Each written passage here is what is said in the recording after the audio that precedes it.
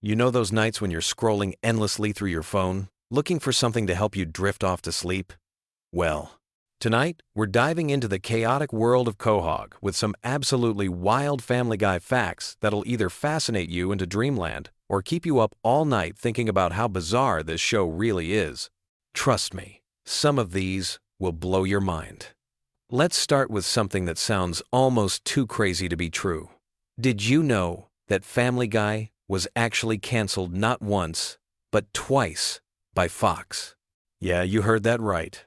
The show got the axe in 2002 after just 3 seasons. But here's where it gets interesting. The fans weren't having it. They launched massive campaigns, flooded Fox with letters, and basically refused to let their beloved dysfunctional Griffin family disappear forever. Adult Swim started airing reruns, and the DVD sales went through the roof. Fox executives looked at those numbers and thought, maybe we made a mistake. So they brought it back in 2005, only to cancel it again in 2012. But once again, fan outcry was so intense that the network reversed their decision within weeks. Talk about people power. But that's just the tip of the iceberg when it comes to the show's wild behind-the-scenes stories. The character of Peter Griffin was originally supposed to be much different. Creator Seth MacFarlane based Peter's voice on a security guard he knew, but he also drew inspiration from the classic cartoon character Popeye. If you listen carefully, you can hear those gruff, mumbly speech patterns that make Peter so distinctively annoying and lovable at the same time. Speaking of voices, here's something that might keep you up thinking about it. Seth MacFarlane voices not just Peter, but also Brian, Stewie, Glenn Quagmire, and Tom Tucker. The man is basically having conversations with himself for half the show. Imagine the recording sessions where he's literally arguing with himself in different voices.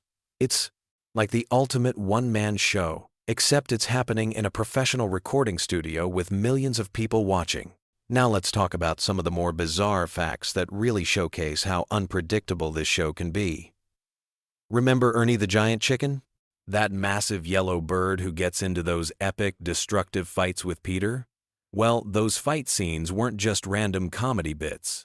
They were actually Seth MacFarlane's way of paying homage to classic action movies and anime fight sequences. Each battle is choreographed like a legitimate action scene, complete with dramatic music, slow-motion moments, and enough property damage to bankrupt a small city. The first chicken fight lasted over 3 minutes, which in animation terms is basically a feature film. Here's something that'll make you think differently about the show's timeline. Family Guy exists in this weird temporal bubble where nobody really ages, but the show constantly references current events. The Griffin kids have been teenagers and babies for over 20 years, yet the show has covered everything from early 2000s pop culture to current social media trends. It's like they're stuck in some kind of cartoon time warp where only the references to the outside world change. The show's approach to controversial topics is another fascinating aspect. Seth MacFarlane has always used Family Guy as a platform to push boundaries and challenge social norms, but he's also incredibly strategic about it. Many of the most shocking moments are actually carefully crafted to spark discussion rather than just offend for the sake of it. The writers spend considerable time debating which lines to cross and which ones to respect, even though the end result might seem completely chaotic. Let's dive into some character-specific facts that reveal just how much thought goes into this seemingly random show. Stewie's British accent has never been officially explained within the show's universe. Seth MacFarlane gave him that posh, sophisticated voice partly as a joke about how American audiences often perceive British accents as more intelligent, but also because it creates this hilarious contrast with his baby appearance and diabolical personality. The accent has become so iconic that fans can instantly recognize Stewie just from hearing a single word. Brian the dog represents something unique in animation history. He's essentially the show's conscience, the character who often voices the writer's more serious opinions about politics and social issues. But here's the kicker. He's also deeply flawed and hypocritical, which makes him more realistic than many human characters on television. His struggles with alcoholism, his pretentious intellectualism, and his unrequited love for Lois create this complex personality that shouldn't work in a cartoon dog, but somehow does perfectly. The show's relationship with censorship is absolutely wild. While Family Guy gets away with an incredible amount of controversial content, there are still things that get cut or altered. The writers have developed this elaborate game with network censors, sometimes including deliberately outrageous content that they expect to be removed, just so they can keep the stuff they really want. It's like a negotiation tactic disguised as comedy writing. Here's something that might surprise you about the show's production process. Each episode takes approximately 10 months to complete from initial concept to final broadcast. That means the writers are constantly juggling multiple episodes at different stages of production. They might be recording voices for one episode while editing animation for another and brainstorming ideas for a third. It's this incredibly complex timeline that allows them to stay current with pop culture references while maintaining consistent character development. The merchandising aspect of Family Guy reveals some interesting insights into fan behavior. Stewie, Griffin merchandise consistently outsells products featuring any other character, including Peter. There's something about that evil baby that resonates with audiences in ways that even surprise the show's creators. Maybe it's his quotability, his distinctive design, or just the absurdity of a homicidal infant, but fans can't get enough of Stewie-themed products. Let's talk about some of the more obscure references that hardcore fans love to discover. The show is packed with callbacks to obscure 1980 seconds movies, forgotten television commercials, and incredibly specific cultural moments that most viewers won't catch on first viewing. The writers take pride in creating these layers of humor that reward careful attention and repeat watching. Some jokes are designed to be funny on the surface level, while others require extensive pop culture knowledge to fully appreciate. The show's approach to holiday episodes is particularly interesting. Instead of creating heartwarming, family-friendly specials, Family Guy consistently subverts holiday traditions and expectations. Their Christmas episodes often feature apocalyptic scenarios, their Halloween content pushes horror boundaries, and even their Thanksgiving episodes manage to be simultaneously touching and deeply disturbing. It's like they've made it their mission to corrupt every major holiday. Voice acting for Family Guy involves some surprisingly physical performances. Seth MacFarlane often moves around dramatically while recording, especially for Peter's voice, because the character's speech patterns require specific breathing techniques and physical positioning. The other voice actors have picked up similar habits, leading to recording sessions that look more like interpretive dance than traditional voice work. The show's international versions reveal fascinating cultural differences. In some countries, certain episodes are completely banned, while others require extensive editing or dubbing changes that alter entire joke structures. The German version, for example, has to navigate completely different censorship standards, leading to creative workarounds that sometimes make the international versions funnier than the originals. Here's something that connects to the show's longevity. Family Guy has survived multiple major changes in television viewing habits. It started during the era of appointment television, adapted to the DVR age, thrived during the streaming revolution, and now exists in the world of on-demand binge-watching culture. Each transition has required subtle adjustments to pacing, storytelling, and even joke structures to match how audiences consume content. The show's relationship with its own continuity is deliberately chaotic. While some animated series maintain strict continuity, Family Guy treats its own history as more of a suggestion than a rule. Characters die and come back. Major events get forgotten or contradicted, and timeline inconsistencies are often acknowledged with jokes rather than explanations. This approach gives the writers incredible freedom, but also creates this surreal viewing experience where anything could happen at any time. Celebrity guest appearances on Family Guy often involve more work than you might expect. Many famous people who lend their voices to the show also help develop their characters' personality and dialogue. Some celebrities have even pitched entire storylines or specific jokes that ended up in episodes. It's become this collaborative process where guest stars are genuinely involved in the creative process, rather than just showing up to read predetermined lines. The show's animation style has evolved significantly over the years, but the changes are so gradual that most viewers don't notice them. Early episodes have a rougher, more hand-drawn quality, while recent episodes feature incredibly smooth computer-assisted animation. The character designs have also subtly shifted, with faces becoming more expressive and movements becoming more fluid. It's like watching the entire animation industry evolve through one show's progression.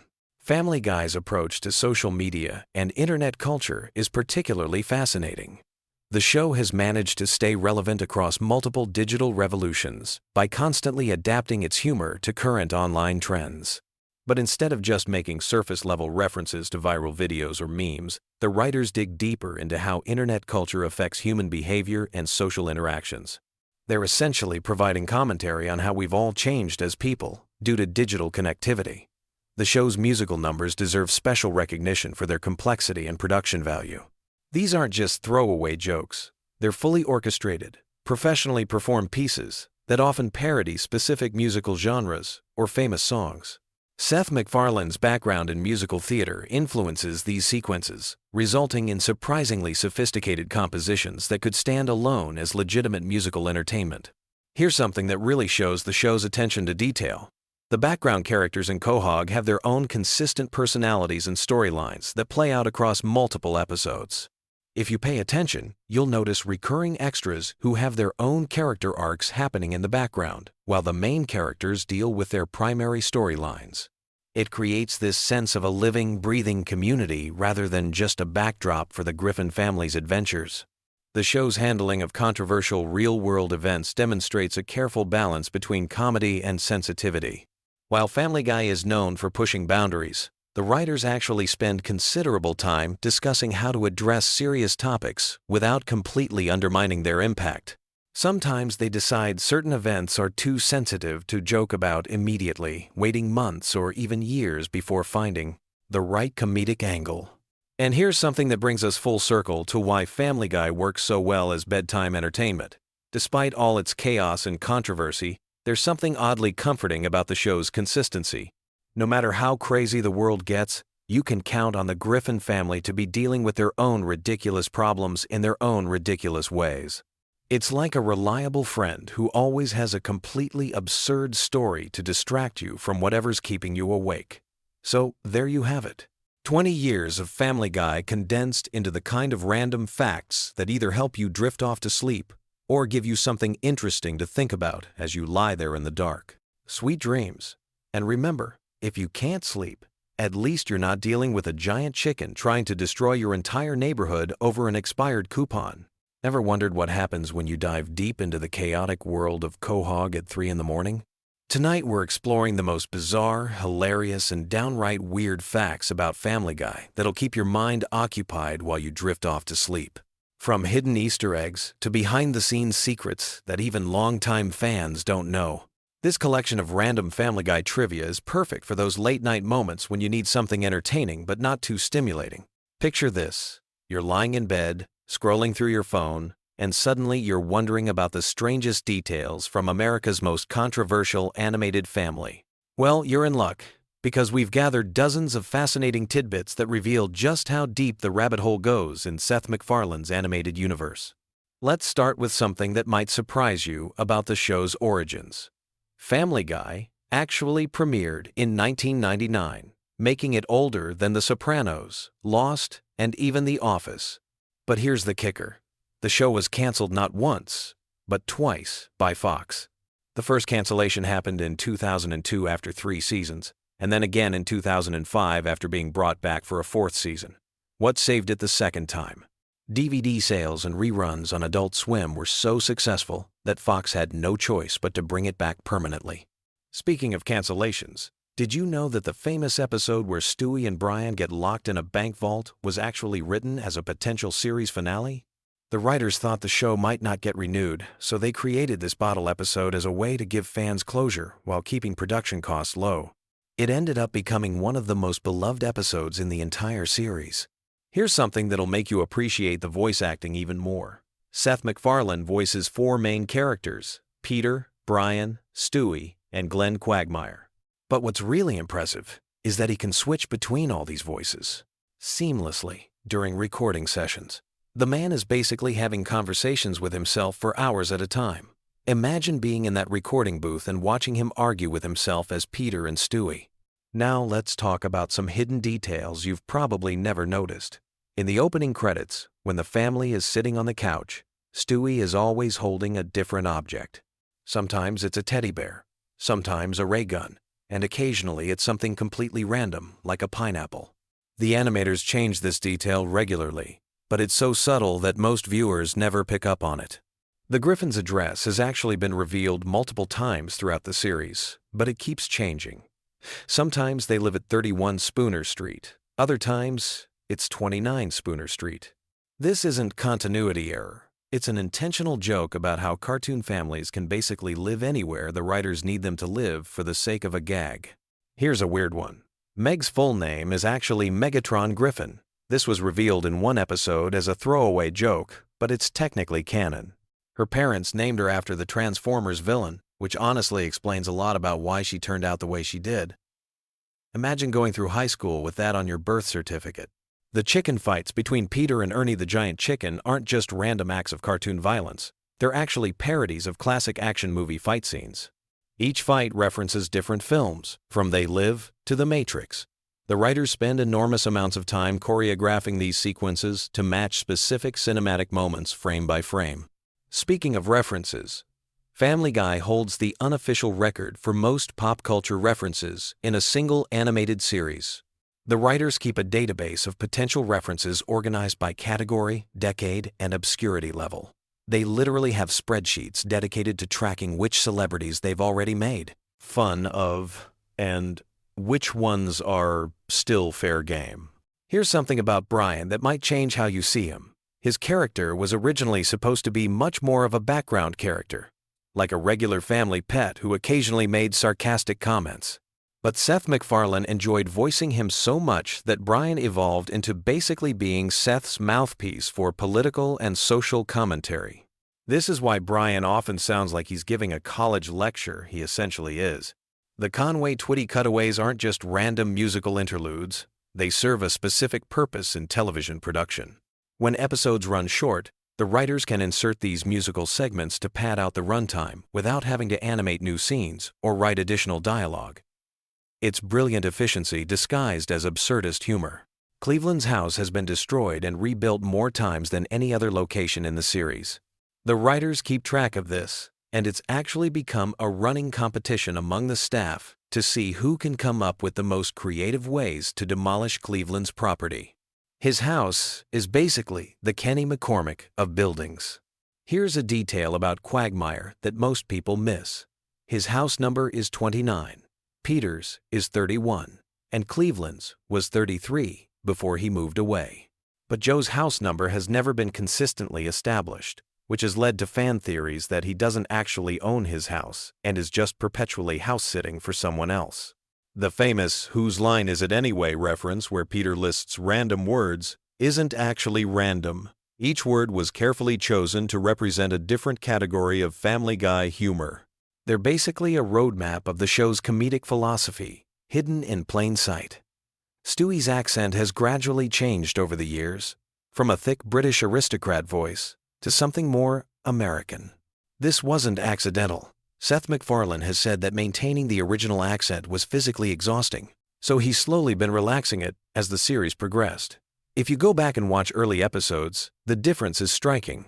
The Pawtucket Brewery where Peter works is actually based on a real brewery in Rhode Island. The exterior shots are rotoscoped from actual footage of the Narragansett Brewery, though the interior is completely fictional. Local Rhode Islanders often spot familiar landmarks in the background of various episodes. Here's something about the show's animation. The characters' eyes are deliberately drawn to be slightly different sizes. Peter's left eye is always drawn slightly larger than his right, which gives him that perpetually confused expression. This asymmetry was added specifically to make him look more dopey and lovable. The reason death appears so frequently in early seasons is because the writers were originally planning to kill off a main character in every season finale, but Fox executives weren't comfortable with the concept. So death became a recurring character instead of a plot device, which is actually much funnier in hindsight. Lois's maiden name is Pewterschmidt, but her middle name has been given as both Marie and Nicole in different episodes. The writers claim this is intentional, suggesting that Lois has been lying about her middle name for years for reasons that will never be explained. The evil monkey in Chris's closet was originally supposed to be revealed as Chris's imaginary friend, but the writers decided it was funnier if he was completely real and just randomly living in their house. This decision led to one of the series' most beloved recurring characters. Here's something about the show's timeline. The Griffins have been celebrating the same holidays for over 20 years of real time, but they never age. However, the writers occasionally drop hints about the passage of time through background details like changing technology and evolving fashion trends in crowd scenes. The reason Peter's boss, Mr. Weed, died in such a bizarre way, choking on dinner rolls while watching Popeye, was because the writers wanted to establish that anyone could die at any time in the Family Guy universe for completely ridiculous reasons. It set the precedent for the show's approach to mortality as comedy. Trisha Takanawa's reporting segments are all written by the same staff writer who used to work in local television news. All of her ridiculous news stories are based on real absurd stories that the writer covered during his journalism career, just exaggerated for comedic effect. The Drunken Clam Bar where Peter and his friends hang out was modeled after Cheers, but the writers deliberately made it seedier and more depressing to contrast with that show's warm, welcoming atmosphere. It's meant to represent the difference between idealized television friendships and actual dysfunctional male bonding. Here's a weird production detail. The show's writers keep a cutaway database with hundreds of unused cutaway gags organized by setup line. If they need a quick cutaway for an episode that's running short, they can search the database by keyword and find something appropriate. Some of these unused cutaways eventually become the basis for entire episodes. The reason Herbert, the elderly neighbor, is so creepy isn't just for shock value, is inassigned. His character is actually a commentary on how society often ignores obvious warning signs about predatory behavior. The writers intentionally make him so obviously suspicious that it becomes absurd that no one in the show takes him seriously. Stewie's football-shaped head wasn't originally intentional. Seth MacFarlane was just a poor artist when he created the character, but the distinctive shape became so iconic that when the animation quality improved, they kept the weird proportions on purpose. The show's musical numbers aren't just random, they're specifically written to parody different Broadway and Hollywood musical styles. Each song is crafted to sound like it could come from a specific era of musical theater, from 1,930 seconds Hollywood musicals to modern Broadway productions. Here's something about the voice acting. When characters sing, their speaking voice actors don't always do the singing. Several characters have dedicated singing voices who are professional Broadway performers. This is why some characters sound noticeably different when they break into song. The chicken that fights Peter is named Ernie, and he has his own detailed backstory that's never fully explained in the show. According to the writers, Ernie has a family, a mortgage, and a completely normal life outside of his inexplicable rivalry with Peter. His motivations remain mysterious intentionally.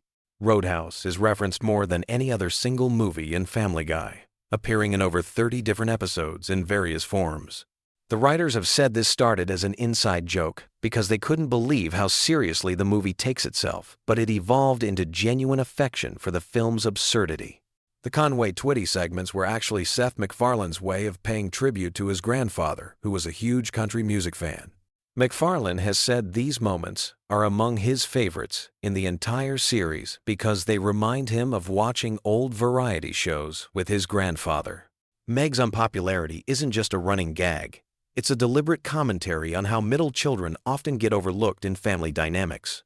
The writers have given her hidden depths that occasionally surface, suggesting she's actually the most emotionally intelligent member of the family despite being constantly ignored. The show's animation style deliberately mimics the look of 1,980 seconds Saturday morning cartoons, complete with slightly off-model character designs and limited animation techniques. This was intentional, as MacFarlane wanted the show to feel nostalgic and slightly cheap, like the cartoons he grew up watching. Here's a detail about the opening theme. The lyrics were written to sound like a generic sitcom theme song, but they're actually describing a completely dysfunctional family situation. The cheerful melody masks the fact that the words are talking about how nothing in this family works properly. The reason Family Guy episodes often feel like collections of unrelated sketches is because that's exactly what they are. The writers start with a basic premise and then build around it with whatever random ideas they've been wanting to explore. This approach gives the show its unique, chaotic energy. So there you have it. Dozens of random Family Guy facts to occupy your mind as you drift off to sleep. From production secrets to hidden meanings, the world of Family Guy is far more complex and deliberate than it might appear on the surface. Whether you're a longtime fan or just discovering the show, these little details add extra layers to every rewatch. Sweet dreams. And remember, somewhere in Quahog, Peter Griffin is probably doing something spectacularly stupid, while Stewie plots world domination, and Brian writes terrible novels. The chaos never stops in the Griffin household, and honestly, we wouldn't want it any other way. Hey there, Night Owls and Family Guy fanatics. If you're settling in for some sleep but your brain is still buzzing, you've clicked on the perfect video. Tonight we're diving deep into the wonderfully weird world of Quahog, with some absolutely wild Family Guy facts that'll either lull you to sleep or keep you awake, pondering the bizarre genius of Seth MacFarlane's creation. Picture this scenario. You're lying in bed, eyes getting heavy, but your mind keeps wandering. Maybe you're thinking about that awkward conversation you had at work, or wondering why you ate that entire bag of chips for dinner. Well, forget all that mundane stuff because we're about to embark on a journey through 20 years of Family Guy madness that's guaranteed to give your brain something much more entertaining to chew on. Let's start with something that might surprise you about the show's origins. When Seth MacFarlane first pitched Family Guy, he was just 24 years old and working at Hanna-Barbera. The network executives were so impressed with his 15-minute pilot that they ordered the series on the spot. But here's the kicker. MacFarlane had never actually run a television show before. He was essentially handed the keys to a multi-million-dollar production with zero experience as a showrunner. Talk about fake it till you make it. Speaking of MacFarlane, did you know he was supposed to be on one of the planes that hit the World Trade Center on September 11th? He had a ticket for American Airlines Flight 11, but overslept after a night of drinking and missed the flight by just 10 minutes. When he arrived at the airport and learned what had happened, he realized how close he'd come to never creating the Griffin family we know and love today. It's one of those sliding door moments that makes you think about how different pop culture would be if he'd caught that flight. Now let's talk about Brian Griffin, the family's intellectual dog who walks on two legs and drives a Prius. Brian's character was actually inspired by MacFarlane's own dog, also named Brian, who passed away in the early 2000s. The real Brian was a white Labrador retriever, and MacFarlane has said that losing him was one of the most difficult experiences of his life. When the show temporarily killed off cartoon Brian in 2013, the fan backlash was so intense that MacFarlane received death threats. People were legitimately angry about a fictional dog's death, which says something about how attached viewers had become to these animated characters. The temporary death of Brian actually serves as a perfect example of how deeply fans connect with Family Guy's characters, even though they're supposed to be parodies and caricatures. When Brian was hit by a car and replaced by a new dog named Vinny, voiced by Tony Sirico from The Sopranos, social media exploded with outrage. There were online petitions, angry tweets, and even real-world protests. The writers had planned to bring Brian back all along. It was meant to be a multi-episode arc exploring how the family would cope with loss, but the reaction was so overwhelmingly negative that they cut the storyline short and resurrected Brian after just 2 episodes. Here's something that might blow your mind about the show's production process. Each episode of Family Guy takes approximately 10 months to create, from start to finish. That means when you're watching a new episode that just aired, the writers were working on the initial script almost a year ago. This long production timeline sometimes creates weird situations where the show references current events that are no longer current by the time the episode airs, or misses major cultural moments entirely because they couldn't pivot quickly enough. The cutaway gags that Family Guy is famous for were actually born out of necessity rather than creative choice. In the early seasons, episodes would often run short, and the writers needed quick ways to fill time. These random flashbacks and non-sequitur scenes were easy to animate and didn't require complex storytelling or character development. What started as a time-filling technique became the show's signature storytelling device, copied by countless other animated series. Let's dive into some character-specific weirdness. Stewie Griffin's distinctive football-shaped head wasn't originally intended to be football-shaped at all. MacFarlane has said that Stewie's head design was meant to evoke a more oval, egg-like shape that would make him look unnatural and slightly alien. The football comparison only came up after the character was already established, and now it's impossible to unsee. Stewie's sexuality has been a topic of debate among fans for years, but MacFarlane has given conflicting answers about whether the baby is gay, straight, or something else entirely. In some interviews, he suggested that Stewie is gay, while in others, he said the character is too young for sexual orientation to be relevant. The ambiguity seems to be intentional, allowing viewers to interpret the character however they want while keeping the writers free to take Stewie in any direction the story demands. Peter Griffin's voice is actually just Seth MacFarlane doing an impression of a security guard he knew growing up in Connecticut. The guard worked at the animation studio where MacFarlane interned during college, and he would do this exaggerated New England accent that MacFarlane found hilarious. Years later, when he needed a voice for Peter, he remembered that security guard and based the entire character's speech pattern on him. The show's relationship with censorship has always been complicated and fascinating. While Family Guy pushes boundaries constantly, there are still certain words and topics that are completely off limits for broadcast television. The writers have developed an entire arsenal of creative workarounds, using sound effects, cutaways, and strategic editing to suggest things they can't show explicitly. Sometimes the censored version is actually funnier than what they originally wrote because the restrictions force them to be more creative.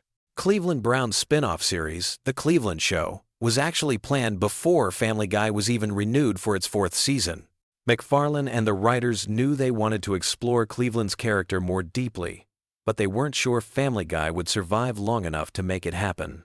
When the show came back from cancellation stronger than ever, they were able to move forward with Cleveland's solo series, though it only lasted 4 seasons before Cleveland returned to Quahog.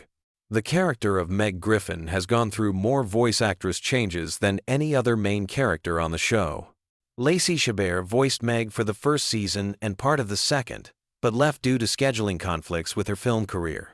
Mila Kunis took over the role and has been playing Meg ever since, but many fans still don't realize there was ever a different voice actress. Interestingly, Kunis was only 15 when she started voicing Meg, making her younger than the character she was playing.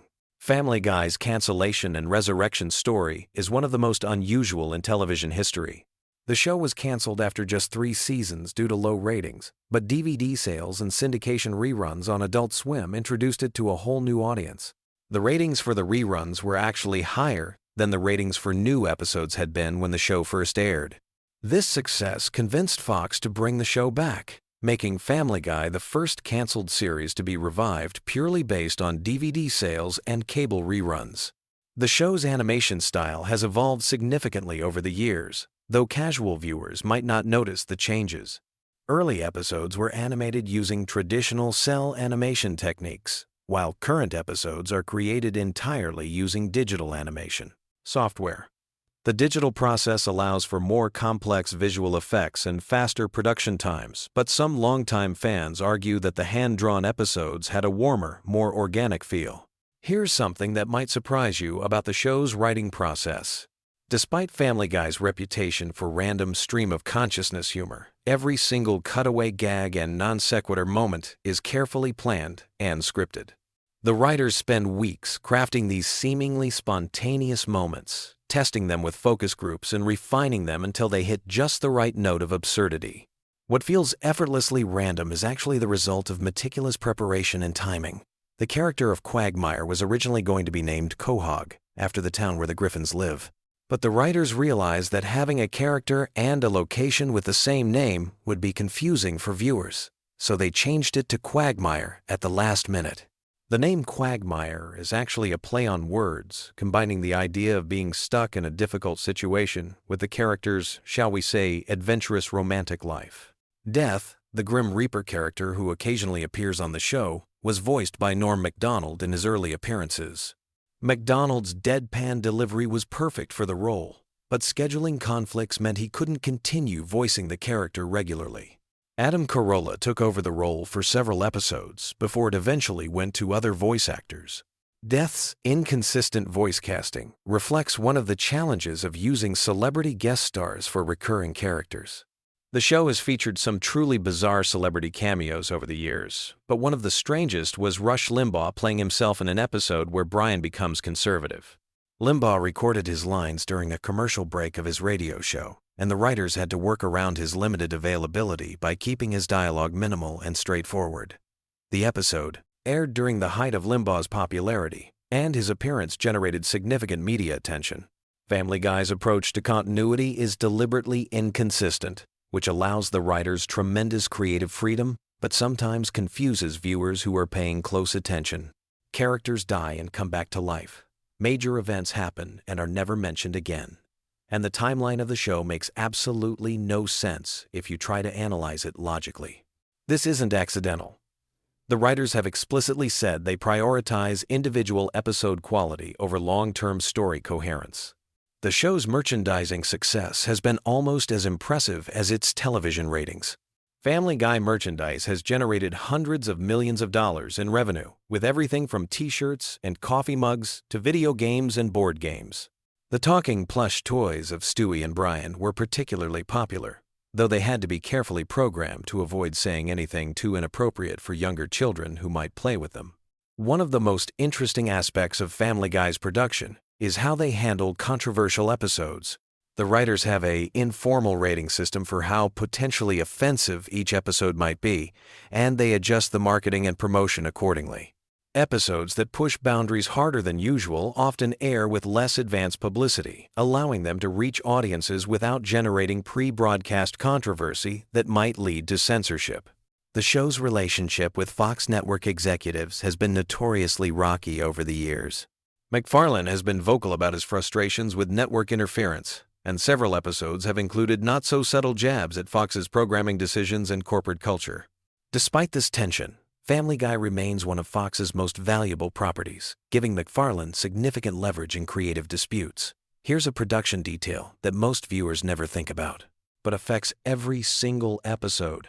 The timing of animated comedy is completely different from live-action comedy because animated characters can move and react in ways that real actors cannot. Jokes that would fall flat in live action can work perfectly in animation because the visual possibilities are unlimited. The writers and animators work closely together to ensure that the timing of visual gags matches the rhythm of the dialogue. The voice recording process for Family Guy is also unique in the animation world. Most animated shows record each actor separately, but Family Guy often brings the main cast together for group recording sessions. This allows for more natural interactions and improvisation, though it also makes the recording process more expensive and time-consuming.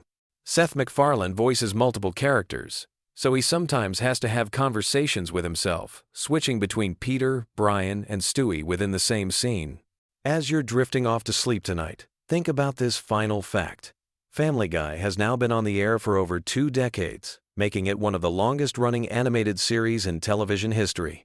Kids who watched the first episode when it premiered in 1999 are now adults with children of their own. The show has outlasted multiple generations of network executives, survived cancellation, and adapted to completely different media landscapes, from broadcast television to streaming services. The Griffin family has become as familiar to many people as their own relatives, which is both impressive and slightly disturbing when you consider how dysfunctional that family actually is. But maybe that's the secret to Family Guy's enduring appeal. In a world where real families can be just as complicated and bizarre as the fictional ones we see on television, there's something comforting about knowing that no matter how weird your own family dynamics might be, at least you're not dealing with a talking baby who's constantly plotting world domination, and a dog who's writing the great American novel. Sweet dreams, and remember, life's a lot like Family Guy. Sometimes it makes perfect sense. Sometimes it's completely random, and sometimes you just have to go with it and hope for the best. Whether you're a longtime fan or a newcomer to the show, these facts give you a glimpse into the creative chaos that makes Family Guy such a unique entry in television history. Sleep well, and maybe you'll dream about Quahog tonight. Have you ever found yourself lying in bed, scrolling through endless videos, desperately searching for something that will help you drift off to sleep? Tonight, I'm going to take you on the most relaxing journey through the bizarre and comforting world of Family Guy lore. From the show's humble beginnings to its most obscure character backstories, we'll explore everything at a gentle pace that's perfect for winding down. So grab your favorite blanket, dim those lights, and let's dive into the surprisingly deep mythology of America's most chaotic animated family. Picture this scene. From 1998, a young animator named Seth MacFarlane sits in his tiny apartment, sketching what would become one of television's most enduring families. The Griffin household wasn't born from a single moment of inspiration, but rather from years of MacFarlane's observations about American family dynamics, mixed with his love for classic comedy and animation. What started as a simple cartoon about a dysfunctional family would evolve into something much more complex and layered than anyone could have imagined. The Griffin family home itself tells a story that spans decades. Located at 31 Spooner Street in the fictional town of Quahog, Rhode Island, this house has witnessed countless adventures, disasters, and heartwarming moments. The architecture reflects a typical New England colonial style, but if you look closely at the show's evolution, you'll notice subtle changes over the years. The living room layout has shifted, rooms have appeared and disappeared, and the overall color palette has grown warmer and more inviting as the series matured. Let's start our journey with Peter Griffin, the family patriarch whose childlike wonder and complete lack of filter have driven countless storylines. Peter's background is far more intricate than his simple exterior suggests. Born to an Irish Catholic family, Peter discovered in his adult years that his biological father was actually Mickey McFinnigan, an Irish immigrant who had a brief relationship with his mother. This revelation came during one of the show's more emotionally resonant episodes, adding unexpected depth to Peter's character. Peter's employment history reads like a comedy of errors, but each job has contributed to the show's rich tapestry of recurring characters and locations. His most stable position at the Pawtucket Patriot Brewery introduced us to characters like Angela, Carl, and Joe Swanson. The brewery itself serves as more than just a workplace in the show's mythology. It represents Peter's connection to his blue-collar roots and provides a setting for some of the series' most memorable workplace comedy moments. The relationship between Peter and his wife Lois forms the emotional core of many episodes.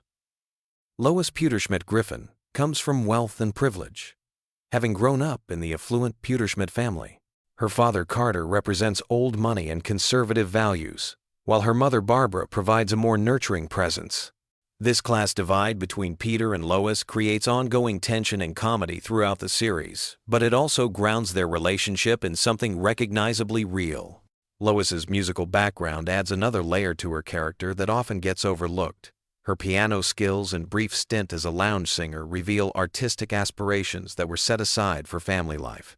These talents emerge periodically throughout the series, reminding us that Lois is more than just the family's voice of reason. Her complex relationship with her own identity, caught between her privileged upbringing and her current middle-class life, provides subtle character development that rewards longtime viewers. Moving to the next generation, Meg Griffin represents perhaps the show's most tragic figure. The eldest Griffin child serves as the family's perpetual scapegoat, but her character development over the years reveals someone far more resilient and complex than her treatment suggests. Meg's academic achievements, her various romantic relationships, and her occasional moments of standing up for herself paint a picture of a young woman struggling to find her place in both her family and the world at large. The running gag of Meg being ignored or mistreated by her family actually serves a deeper narrative purpose. It reflects real family dynamics where one member becomes the target for everyone else's frustrations and insecurities. While played for comedy, Meg's situation often touches on genuine issues of family dysfunction and teenage alienation that many viewers recognize from their own experiences. Chris Griffin, the middle child, embodies adolescent awkwardness with surprising authenticity. His artistic talents, particularly his drawing abilities, provide glimpses into a creative soul trapped in an uncomfortable body. Chris's relationship with his father Peter oscillates between moments of genuine connection and complete misunderstanding. These dynamics reflect the complexity of father-son relationships during the teenage years, when both parties are struggling to communicate across generational and emotional barriers. The youngest Griffin, Stewie, presents the show's most fascinating character study. Initially conceived as a one-dimensional villain bent on world domination and matricide, Stewie has evolved into something far more nuanced. His genius-level intellect, time travel capabilities, and sophisticated vocabulary create endless storytelling possibilities. But beneath the surface, Stewie's character explores themes of identity, sexuality, and the struggle between intellectual superiority and emotional immaturity. Stewie's relationship with the family dog Brian forms one of the series' most enduring friendships. Their adventures together, from time travel escapades to simple conversations in the Griffin living room, showcase a bond that transcends species and age. Brian, as the family's intellectual and moral center, often serves as Stewie's guide to understanding human emotions and relationships. Brian Griffin's own backstory adds depth to what could have been a simple talking dog character. His struggles with alcoholism, his failed writing career, and his complicated romantic relationships make him surprisingly relatable, despite his canine nature. Brian's liberal political views and intellectual pretensions often clash with the Griffin family's more straightforward approach to life, creating tension that drives many storylines. The supporting characters in Family Guy's universe each bring their own rich histories and ongoing storylines. Cleveland Brown, before his departure to star in his own spin-off series, represented loyalty and friendship in Peter's life. His patient tolerance of Peter's schemes and his own quiet dignity provided a stabilizing influence on the group dynamic. Even after his return to the main series, Cleveland's character maintains this role while showing growth and change from his experiences. Quagmire's character presents one of the show's most controversial yet compelling figures. His extreme libertine lifestyle and catchphrase delivery mask a more complex personality that occasionally emerges in episodes focusing on his background. His military service, his relationship with his parents, and his rare moments of vulnerability reveal someone using humor and bravado to cope with deeper psychological issues. Joe Swanson's paralysis could have been handled as simple disabled character representation, but the show has consistently portrayed him as a complete person whose disability is just one aspect of his identity.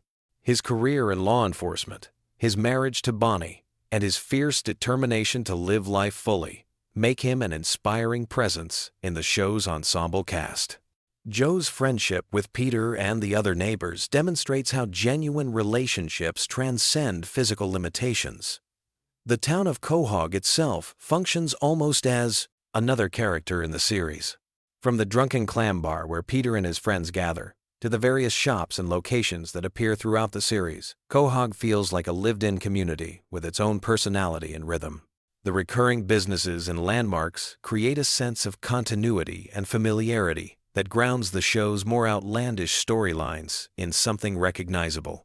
The Drunken Clam deserves special attention as the series' most important recurring location outside the Griffin home. This working-class bar serves as Peter's refuge from domestic responsibilities and the setting for countless conversations between the main male characters.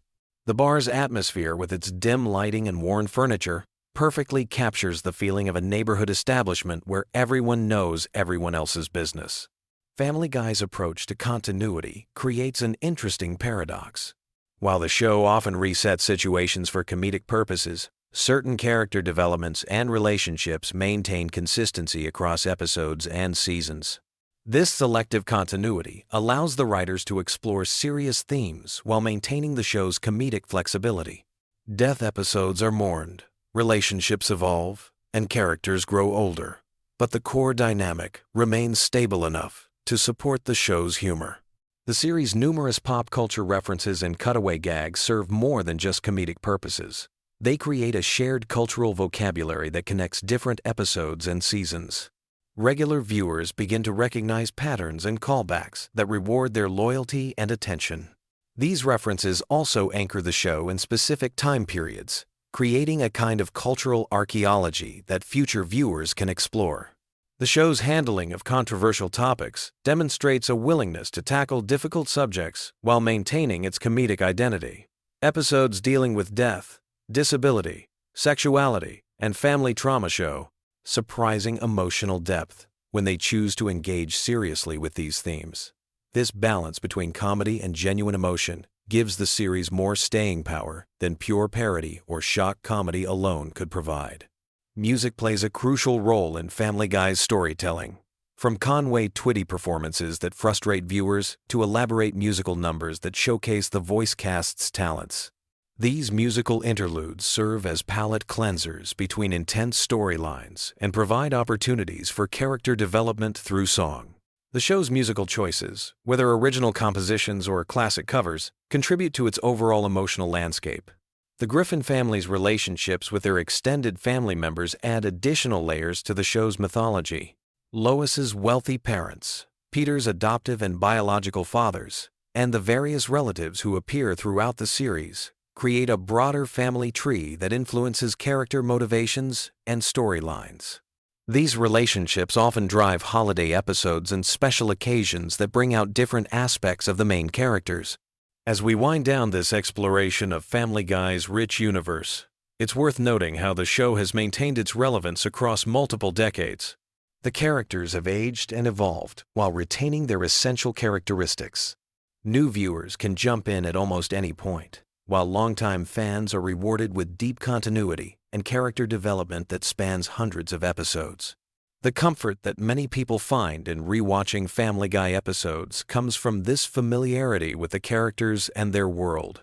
Like visiting old friends, spending time with the Griffin family provides a sense of continuity and connection that can be especially soothing during stressful times. The show's blend of absurd comedy and genuine emotion creates a unique viewing experience that can be both engaging and relaxing. Tonight, as you drift off to sleep, you can rest easy, knowing that somewhere in the animated universe, the Griffin family continues their chaotic but loving existence at 31 Spooner Street. Peter is probably hatching another ill-conceived scheme.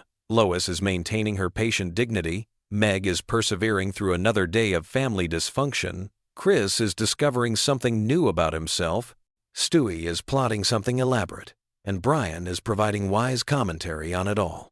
In Quahog, Rhode Island, life goes on with all its complications, humor, and unexpected moments of genuine heart. Sweet dreams, and remember that sometimes the most comforting stories are the ones about families who, despite all their flaws and chaos, somehow manage to stick together through everything life throws their way. You know that feeling when you're lying in bed, scrolling through your phone, and suddenly you realize you've been watching Family Guy clips for 3 hours straight? Tonight, we're diving deep into the twisted, hilarious, and surprisingly complex world of Family Griffin and his dysfunctional Rhode Island family. So grab your favorite blanket, dim those lights, and let me take you on a journey through decades of animated chaos that somehow became one of television's most enduring franchises. Picture this. It's 1999, and a young animator named Seth MacFarlane is sitting in his apartment, probably eating cereal for dinner, when he creates what would become a cultural phenomenon. But here's the thing most people don't realize about Family Guy. Beneath all the cutaway gags, pop culture references, and Stewie's diabolical schemes lies a surprisingly intricate web of character development, running storylines, and hidden details that span over 2 decades. Let's start with the Griffin family themselves, because honestly, they're way more complex than people give them credit for. Peter Griffin isn't just a bumbling dad who works at a brewery. He's actually a fascinating study in arrested development. Throughout the series, we've learned that his childlike behavior stems from a complicated relationship with his father, Francis Griffin, a strict Irish Catholic who never showed Peter affection. This explains so much about why Peter desperately seeks approval, while simultaneously rebelling against authority figures. But here's where it gets interesting. Peter's job at the Pawtucket Brewery isn't just random, it's actually owned by Carter Pewterschmidt, his father-in-law, which creates this whole dynamic where Peter is constantly trying to prove himself to a man who sees him as completely inadequate. The brewery itself has become this recurring location where some of the show's most memorable moments happen, from Peter's various workplace shenanigans to the time he discovered the brewery was basically stealing Budweiser's recipe. Now let's talk about Lois, because she's probably the most underappreciated character in the entire series. On the surface, she's the long-suffering wife who puts up with Peter's antics. But dig deeper, and you'll find a former wild child from a wealthy family who gave up everything for love. Lois comes from money, serious money, and she chose to live in a modest house in Quahog with a man her parents despise. Her maiden name, Pewterschmidt, carries weight in their social circle, but she rejected that lifestyle. The fascinating thing about Lois is how the show gradually reveals her past. She was this rebellious rich girl who dated musicians, experimented with different lifestyles, and had a completely different personality before settling down. Sometimes that old Lois emerges, usually when she's pushed too far, and those episodes are absolutely brilliant because they show the complexity beneath her patient exterior. Griffin represents something really interesting in the show's evolution. Initially, he was just the awkward teenage son, but over time, the writers developed him into this surprisingly deep character dealing with typical teenage issues, amplified by his family's dysfunction. His relationship with his father is particularly touching because Peter, despite his flaws, genuinely tries to connect with Chris, even though he has no idea how to be a proper role model. What makes Chris compelling is how he's actually the most emotionally intelligent member of the family. He sees through his parents' problems, understands his sister's struggles, and often serves as the voice of reason, even though he's still figuring out his own identity. His various crushes, friendships, and coming-of-age moments provide some of the show's most genuine emotional beats. Griffin. Oh, poor Meg. She's become this cultural touchstone for teenage awkwardness. But there's something genuinely tragic about her character that goes beyond the surface-level jokes. The constant rejection and abuse she faces from her family would destroy most people, but Meg keeps trying. She keeps hoping for acceptance, keeps pursuing her dreams, keeps believing that maybe tomorrow will be different. The really dark aspect of Meg's story is how the family uses her as their collective punching bag to avoid dealing with their own problems. When Peter and Lois are having marriage troubles, they unite in mocking Meg. When Chris feels insecure, he puts down Meg. It's this twisted family dynamic where she serves as the lightning rod for everyone else's dysfunction. But here's what's brilliant about the show's treatment of Meg. Occasionally, they give her episodes where she fights back or finds genuine happiness, and those moments hit differently because we've watched her suffer for so long. When she stands up to her family or finds someone who appreciates her, it feels earned in a way that's surprisingly powerful for a comedy show. Then there's Stewie, the baby genius with unclear sexual orientation and a British accent that nobody questions. Stewie's character has gone through the most dramatic evolution of anyone in the show. He started as this one-note villain baby trying to kill his mother and take over the world, but gradually became this complex character dealing with identity issues, family dynamics, and his relationship with Brian. The Stewie-Brian friendship is honestly the heart of the entire series. These two characters, despite their obvious differences, have this incredible bond built on mutual respect and genuine affection. Their adventures together, from time travel to road trips, provide some of the show's best storytelling because the writers can explore deeper themes through their relationship. What's fascinating about Stewie is how his intelligence serves as both a blessing and a curse. He can build time machines and understand complex scientific concepts, but he's, quote, still emotionally a child dealing with typical childhood fears and insecurities. His relationship with his mother is particularly complex because while he originally wanted to kill her, he gradually develops this deep love for Lois that he struggles to express. Griffin deserves his own deep dive because he's arguably the show's most controversial character. He's this liberal intellectual dog who writes novels nobody reads, drinks martinis, and constantly preaches about social issues while being fundamentally flawed himself. Brian represents this specific type of person we all know, the friend who talks a good game about being progressive and enlightened, but whose actions don't always match their rhetoric. The genius of Brian's character is how the show gradually reveals his hypocrisy without completely destroying his likability. He's pretentious, he's selfish, he's often wrong about things he claims to understand, but he's also capable of genuine growth and moments of real insight. His romantic relationships throughout the series serve as this ongoing commentary on his character flaws and his struggle to become a better person.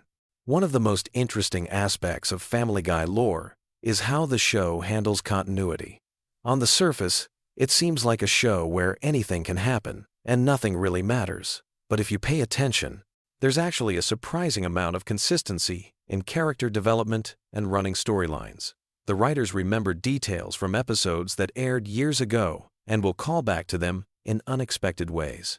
Take the ongoing rivalry between Peter and the giant chicken, Ernie. What started as a throwaway gag about expired coupons evolved into this epic saga spanning multiple episodes and featuring increasingly elaborate fight sequences.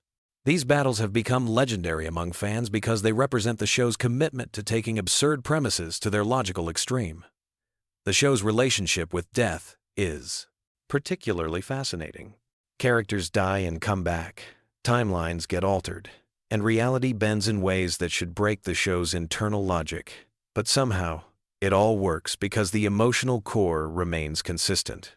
When major characters like Brian temporarily died, the fan reaction was intense because despite all the show's surreal elements, viewers had formed genuine attachments to these characters. Let's talk about Quahog itself, because the town is almost a character in its own right. This fictional Rhode Island community is populated by an incredible cast of recurring characters who each bring their own flavor to the show's universe. There's Joe Swanson, the paralyzed police officer whose determination and positive attitude contrast sharply with his neighbor's various dysfunctions. Cleveland Brown, before he got his own spin-off, represented this calm, reasonable voice in the chaos of Quahog. His friendship with Peter, despite Peter's often thoughtless behavior, showed this theme that runs throughout the series about how genuine friendships can survive even the most ridiculous circumstances. Glenn Quagmire is probably the most controversial neighbor because he's simultaneously hilarious and deeply disturbing. His character serves as this extreme example of toxic masculinity taken to absurd lengths, but the show occasionally gives him moments of vulnerability that suggest there's more to him than just his predatory behavior. The local businesses in Quahog each have their own personalities too.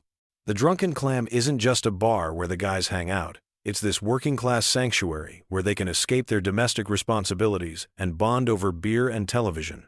Jerome, the bartender, represents this stable, wise presence who's seen everything and judges nothing. One of the most underappreciated aspects of Family Guy lore is how it handles social commentary. Yes, the show is often criticized for pushing boundaries, but if you look closely, there's actually a consistent moral framework underlying most episodes. The show frequently punishes characters for their bad behavior, even if those consequences don't carry over to future episodes. Peter's schemes usually backfire spectacularly, teaching him lessons he immediately forgets. Stewie's attempts at manipulation often result in him learning something about empathy or human connection. Brian's pretensions are regularly deflated by reality. The show has this way of exploring serious topics through absurd scenarios that somehow makes the underlying messages more palatable. The cutaway gags, which are probably the show's most recognizable feature, serve a purpose beyond just getting laughs. They provide breathing room in episodes, allow for pop culture commentary, and give the writers freedom to explore ideas that wouldn't fit into the main storyline. Some of these gags have become so iconic that they've entered the broader cultural conversation. What's really impressive about Family Guy's longevity is how it's managed to stay relevant across multiple decades of changing cultural landscape. The show started in the late 90s, survived cancellation, came back stronger than ever, and continues to find new audiences while maintaining its core identity. That takes real skill from the writers, voice actors, and animators who bring this world to life. The voice acting, especially, deserves recognition because Seth MacFarlane voices multiple main characters while maintaining distinct personalities for each one. Peter's Rhode Island accent, Stewie's British sophistication, Brian's intellectual pretensions, roulette. Each voice tells you everything you need to know about the character before they even start talking. As we've journeyed through this animated universe tonight, what emerges is a picture of a show that's far more thoughtful and complex than its reputation might suggest. Family Guy works because beneath all the chaos and controversy, it's fundamentally about family. Messy, complicated, dysfunctional family, but family nonetheless. The Griffins may be terrible to each other most of the time, but when it really matters, they come together. Peter and Lois may have a dysfunctional marriage, but there are moments of genuine love and connection. The kids may be weird and damaged, but they're finding their way through adolescence and childhood as best they can.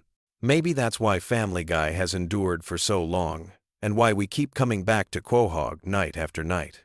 In a world that often feels chaotic and unpredictable, there's something comforting about a fictional family that's even more messed up than we are, but somehow keeps going anyway. So as you drift off to sleep tonight, remember that somewhere in Rhode Island, Peter Griffin is probably doing something incredibly stupid, Lois is wondering how her life got to this point, and Stewie's plotting world domination, while secretly just wanting someone to read him a bedtime story. Sweet dreams, and thanks for joining me in the wonderfully weird world of Family Guy. What if I told you that underneath all the random cutaway gags and crude humor, Family Guy has been building one of the most intricate and bizarre mythologies in television history? Tonight, we're diving deep into the hidden lore that connects everything from Stewie's time travel adventures to the cosmic horror lurking beneath Quahog's seemingly normal surface. Get comfortable, because this journey through the Griffin family's secret universe is going to be a wild ride that might just change how you see every episode forever. Let's start with something that seems innocent enough, but opens up an entire rabbit hole of implications. Have you ever noticed that Stewie Griffin isn't just a baby with advanced intelligence? He's actually a being that exists outside the normal flow of time itself. Throughout the series, we've seen him build time machines, travel to alternate dimensions, and even meet future versions of himself. But here's where it gets interesting. In several episodes, Stewie demonstrates knowledge of events that haven't happened yet, and sometimes he seems to be aware that he's in a television show. This isn't just random comedy writing. There's a consistent pattern that suggests Stewie might be some kind of temporal entity that chose to inhabit the body of a baby for reasons we're only beginning to understand. Think about it. He's built multiple time machines from scratch using household items. He's created clones, developed advanced weaponry, and even constructed interdimensional portals. No normal baby, no matter how intelligent, could accomplish these things without some kind of supernatural assistance or inherent cosmic power. The evidence becomes even more compelling when you consider his relationship with Brian. Unlike other family members who seem to understand Stewie only sporadically, Brian consistently communicates with him on an adult level. But Brian isn't just any dog. He's a talking dog who drives cars, writes novels, and has existential crises about the nature of reality. The fact that these two characters can communicate perfectly suggests they might both be operating on a different plane of existence than the rest of the family. Speaking of Brian, let's explore his own mysterious origins. He was found as a stray by the Griffin family, but his background remains largely unexplained. He drinks alcohol, smokes cigarettes, and engages in romantic relationships with humans. In several episodes, we've seen him question his own nature and struggle with the absurdity of being a talking dog in a world where most animals don't speak. This existential awareness might be the key to understanding his true nature.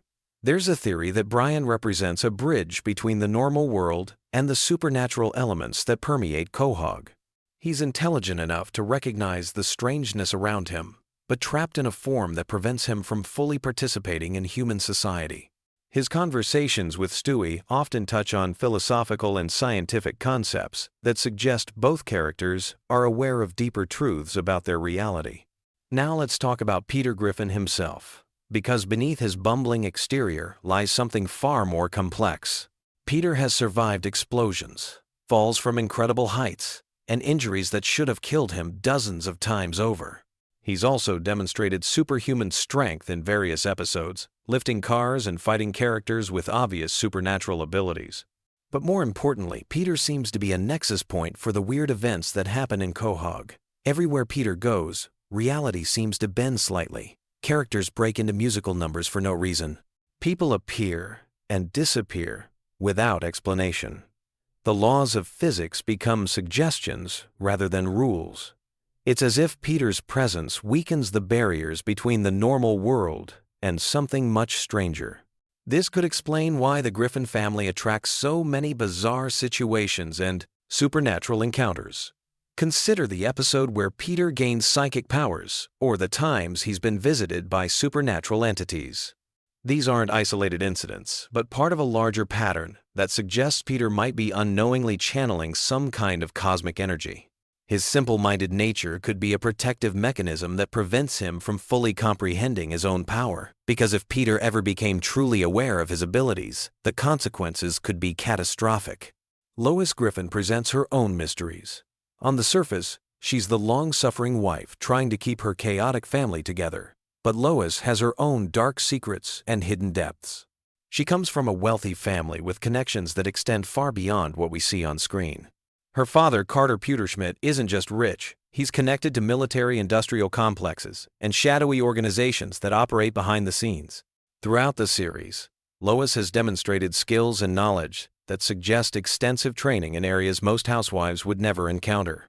She's fluent in multiple languages, skilled in combat, and has connections to criminal organizations. In several episodes, she's shown leading double lives that involve activities ranging from boxing to working with international intelligence agencies. These aren't random plot devices, but hints at a much larger story about who Lois really is and why she ended up with the Griffin family. There's also the question of how Lois manages to hold the family together despite the constant chaos. She seems to have an almost supernatural ability to adapt to whatever insane situation her family creates. Whether it's dealing with Stewie's death rays or Peter's latest scheme to destroy the neighborhood, Lois always finds a way to restore some semblance of normalcy. This suggests she might be operating with knowledge or abilities that go beyond what we see on the surface. The town of Quahog itself is a character in this strange mythology. It's supposedly a normal Rhode Island community, but the events that occur there on a regular basis defy all logic. The town has been destroyed and rebuilt multiple times.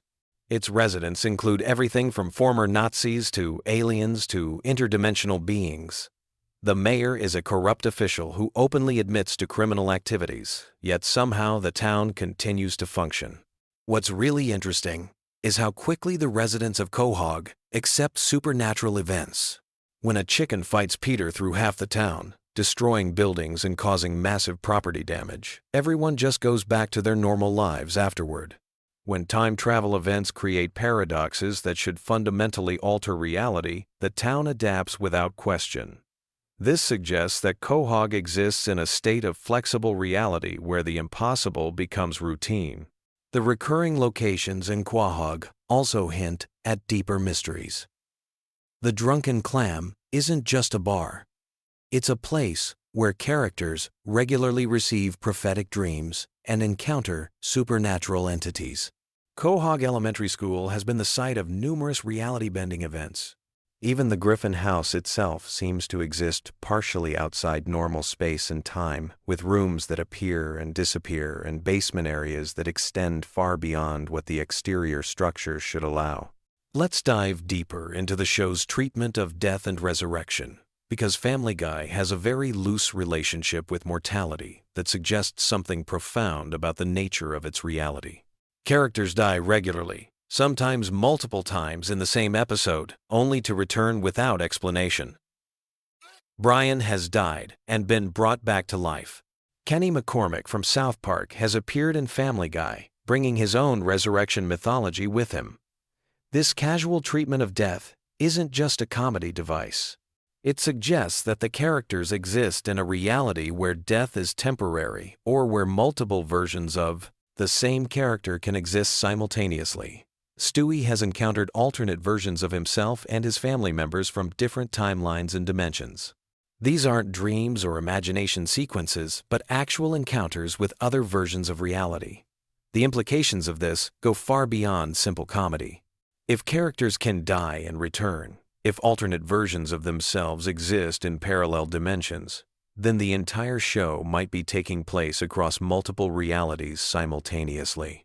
Each episode could be showing us events from different timelines or dimensions where slightly different versions of the characters exist. This would explain the show's inconsistent continuity and the way characters sometimes seem to forget major events from previous episodes. They're not forgetting. They're simply different versions of themselves who never experienced those events.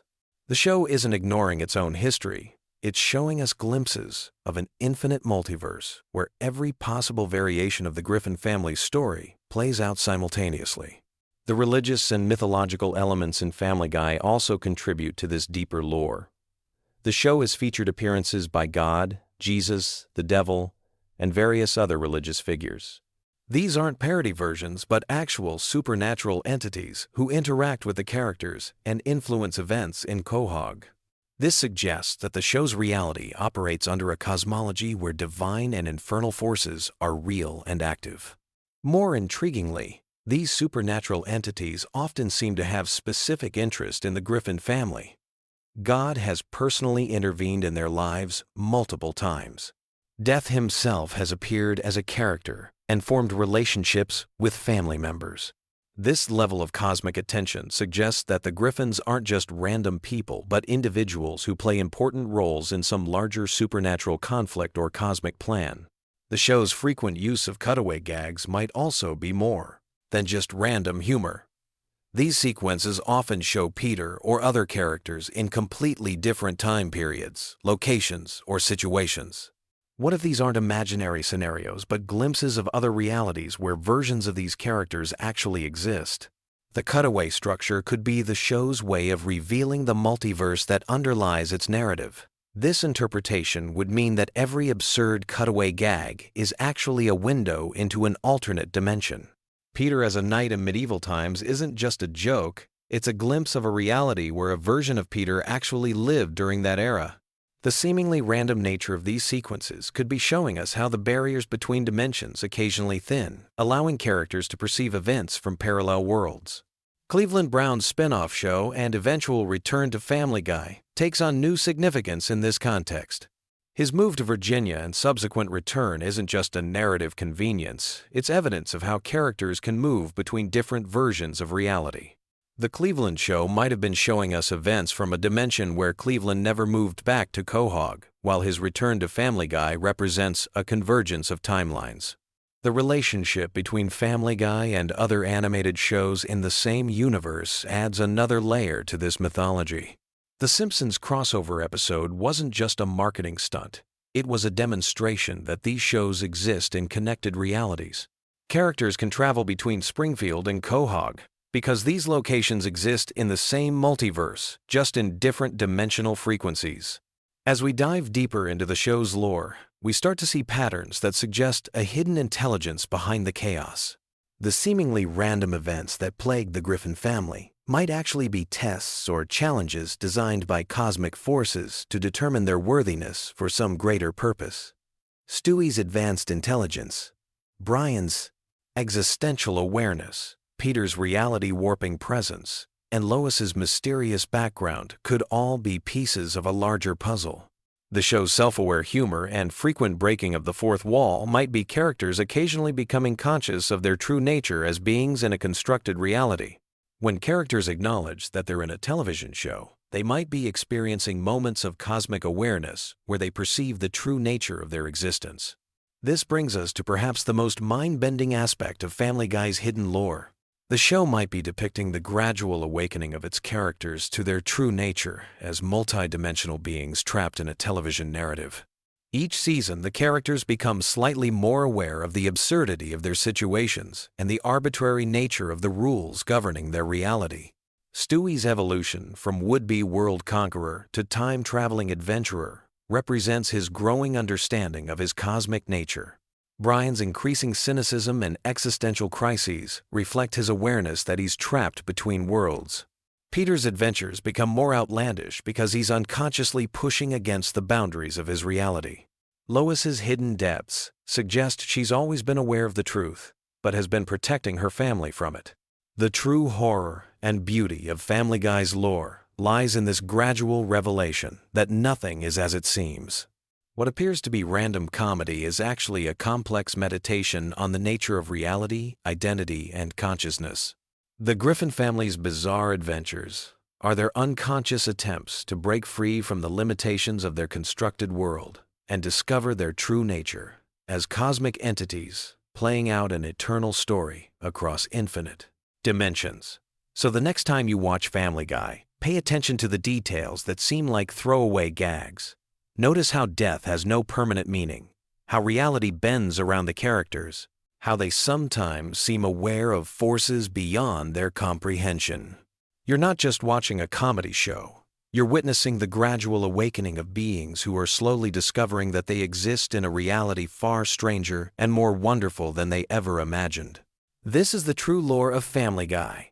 Hidden beneath layers of crude humor and random cutaways, a story about consciousness trying to understand itself across multiple realities and infinite possibilities.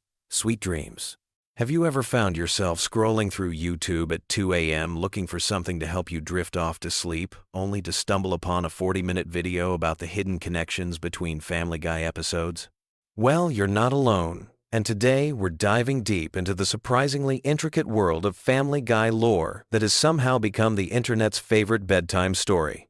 From the mysterious timeline inconsistencies that have puzzled fans for decades, to the dark theories that lurk beneath Seth MacFarlane's seemingly random humor, we're about to explore why this animated sitcom has developed one of the most dedicated and analytical fan bases in television history. Picture this.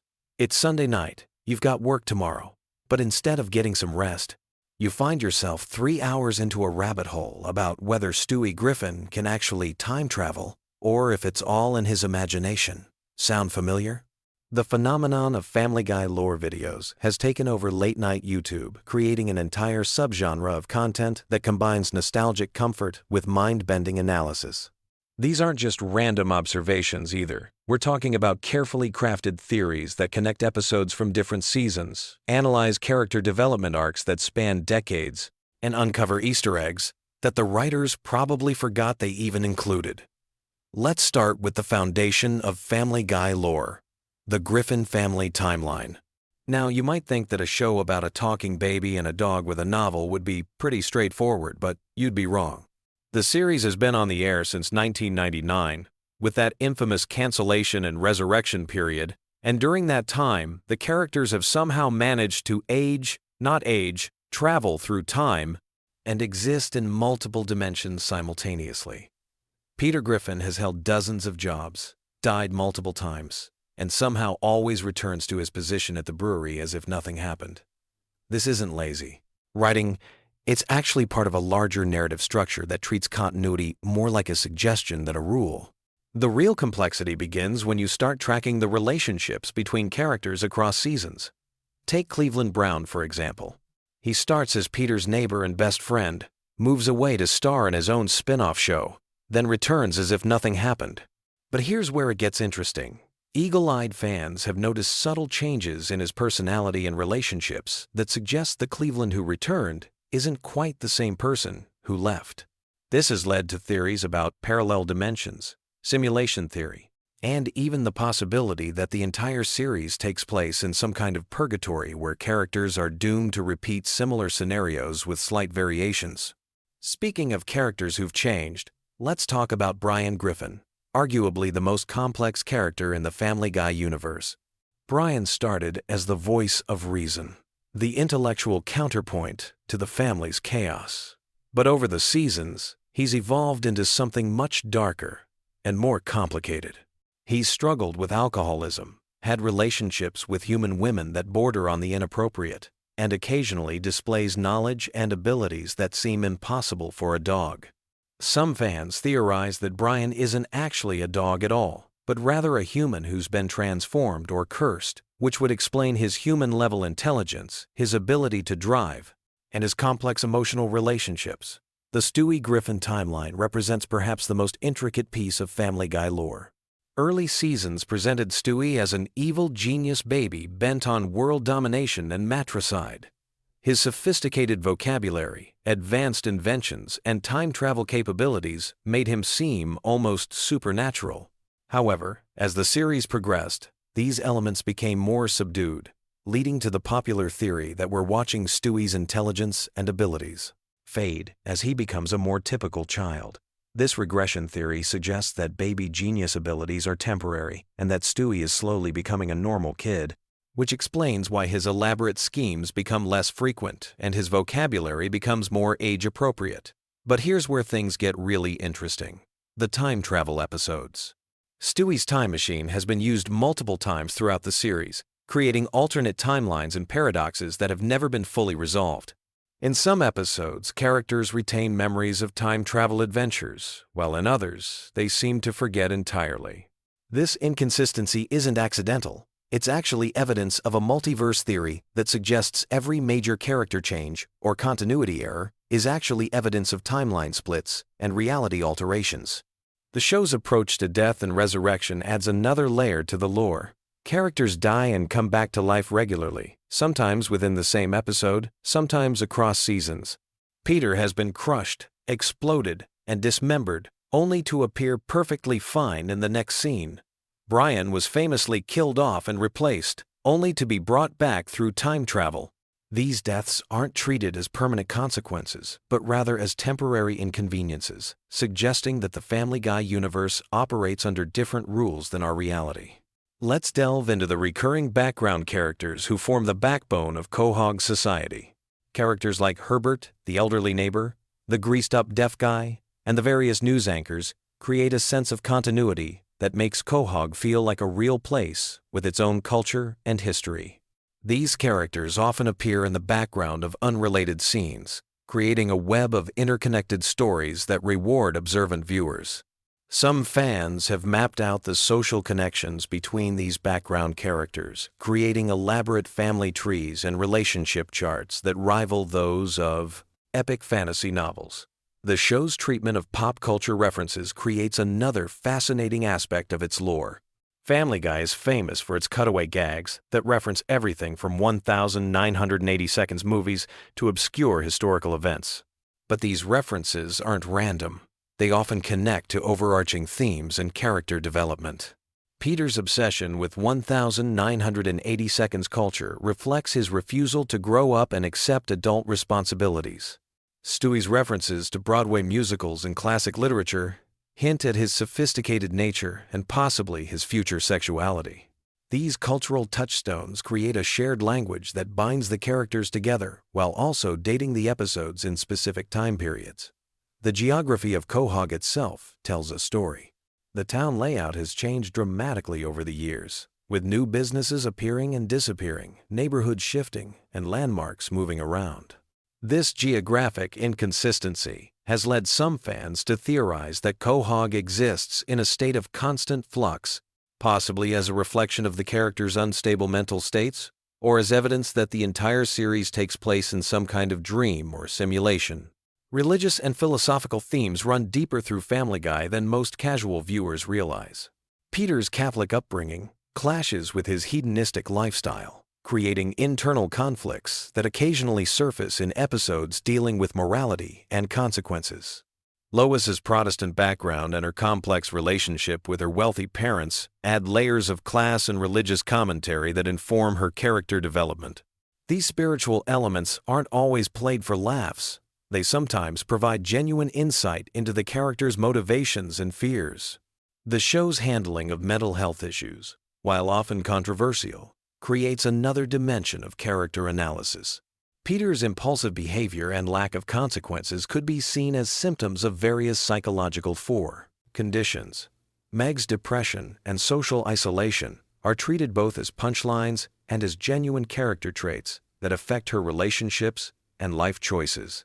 Chris's awkwardness and social difficulties hint at developmental issues that are never directly addressed, but inform his character arc. Family Guy's relationship with its own cancellation and resurrection has become part of its mythology. The show was canceled after 3 seasons, then brought back due to strong DVD sales and Adult Swim reruns. This real-world history has been incorporated into the show's narrative, with characters occasionally breaking the fourth wall to reference their own cancellation. This metatextual approach creates a unique relationship between the show and its audience, acknowledging that both the characters and viewers are aware they're participating in a constructed narrative. The evolution of the show's animation style tells its own story. Early seasons featured simpler character designs and more limited animation, while later seasons showcase increasingly sophisticated visual techniques and more detailed character expressions. This technical progression mirrors the character's emotional development and the show's growing complexity. Fans have created detailed comparisons showing how character designs have evolved, often using these changes to support theories about character development and timeline alterations. The voice acting performances add another layer of lore analysis. Seth MacFarlane voices multiple main characters, and subtle changes in his vocal performances over the years have been interpreted as character development cues. Peter's voice has become more exaggerated and childish, supporting theories about his regression into immaturity. Stewie's voice has become less posh and more typical for his age, reinforcing the theory that his genius is fading. Guest appearances and celebrity references create a complex web of real-world connections that blur the line between fiction and reality. When real celebrities appear as themselves, they often interact with the characters in ways that suggest the Family Guy universe exists parallel to our own, with similar historical events and cultural touchstones, but different rules and consequences. The show's treatment of social and political issues has evolved significantly over its run, reflecting changing attitudes and sensibilities. Early episodes featured edgier humor and more controversial content, while recent seasons have shown more awareness of social responsibility. This evolution isn't just about changing times. It reflects character growth and maturity, particularly in how the family members relate to each other and their community. As we drift off to sleep thinking about these interconnected stories and hidden meanings, it becomes clear why Family Guy lore has become such a popular bedtime topic. The show's seemingly chaotic structure actually contains layers of complexity that reward deep analysis and careful attention. Whether you're falling asleep to theories about Stewie's true nature, pondering the implications of Brian's human relationships, or trying to map out the Quahog timeline, Family Guy offers an unexpectedly rich universe that continues to surprise and engage viewers even after decades on the air. Sweet dreams, and remember, in the world of Family Guy, nothing is ever quite as simple as it first appears. What if I told you that the seemingly random chaos of Family Guy actually contains one of the most intricate and bizarre mythologies in television history? Tonight, we're diving deep into the strange, wonderful, and oddly comforting world of Family Griffin lore that will transport you to Quahog and beyond. Picture this. You're settling in for the night, your mind racing with the day's stresses, when suddenly you remember that Family Guy isn't just a collection of cutaway gags and pop culture references. It's actually a surprisingly rich tapestry of interconnected stories, recurring characters, and hidden depths that have been building for over 2 decades. And tonight, we're going to explore every corner of this animated universe in a way that's perfect for drifting off to sleep. Let's start our journey in the town of Quahog, Rhode Island, a place that exists in its own pocket dimension, where the laws of physics are more like gentle suggestions, and where a talking dog can have a Harvard education, while his owner struggles to remember his own name. Quahog isn't just any fictional town. It's a carefully constructed world, with its own history, geography, and cast of hundreds of recurring characters who each have their own stories to tell. The Griffin family home at 31 Spooner Street serves as our anchor point in this universe. This house has witnessed more supernatural events, time travel incidents, and reality-bending situations than most interdimensional portals. The basement alone has served as everything from a torture chamber to a speakeasy to a portal to different timelines.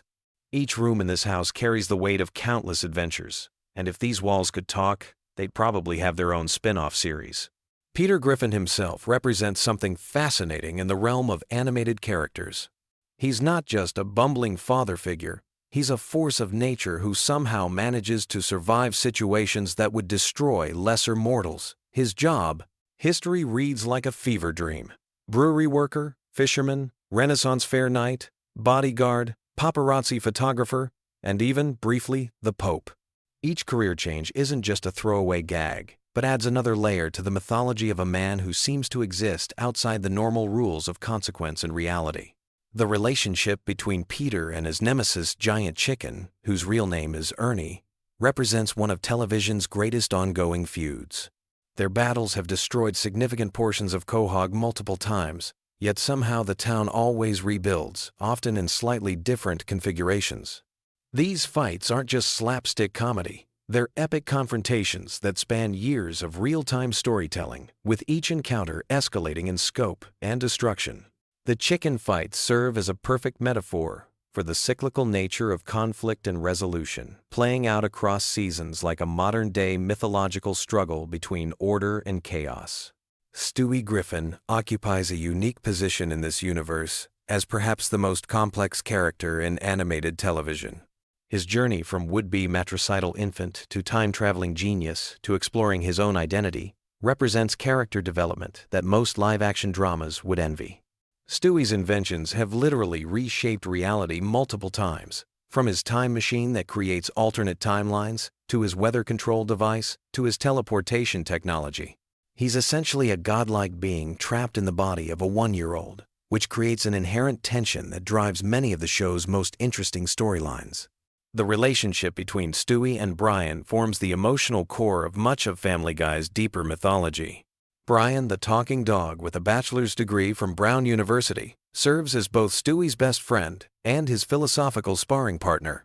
Their adventures together have taken them through time, across dimensions, and into the deepest corners of human and canine experience. Brian's struggles with alcoholism, his failed writing career, and his complex romantic relationships provide grounding for a show that otherwise revels in absurdity. The time travel episodes alone could fill an entire doctoral thesis. The show has established multiple timeline theories, from the straightforward cause and effect changes we see when Stewie prevents his own conception to the more complex multiverse implications of episodes where multiple versions of characters interact. The time travel mythology suggests that every possible version of events exists simultaneously, which explains how characters can die and return, how major life changes can be undone, and how the show can maintain its status quo despite earth-shattering events. Cleveland Brown's departure and return to the series represents something unique in television, a character who literally moved to their own show and then came back, bringing with him the experiences and relationships from that separate universe. This creates a fascinating metatextual layer where the mythology of Family Guy expands to include the mythology of The Cleveland Show, creating an interconnected animated universe that predates many of the cinematic universes we see today. The recurring characters of Quahog each contribute their own threads to this elaborate tapestry. Glenn Quagmire isn't just the perverted neighbor. He's a complex character with his own tragic backstory, his career as a pilot that's taken him around the world, and his complicated relationships with his family members. His house has been the setting for numerous adventures and reveals, and his interactions with the Griffin family have evolved from simple antagonism to a more nuanced dynamic over the years. Joe Swanson represents resilience and determination in a universe that often seems cruel and arbitrary. His backstory as a police officer paralyzed in the line of duty provides weight to his character that goes beyond his role as comic relief. The episodes exploring his relationship with his wife Bonnie and their son Kevin add layers of domestic drama that ground the more outlandish elements of the show. Joe's adventures, from his time as an undercover cop to his brief stint as a superhero, show that even in a world of talking dogs and time machines, human courage and determination still matter. The mythology extends beyond Quahog to include locations like the Drunken Clam, which serves as more than just a bar. It's a sanctuary where the male characters can explore their friendships and fears away from their domestic responsibilities.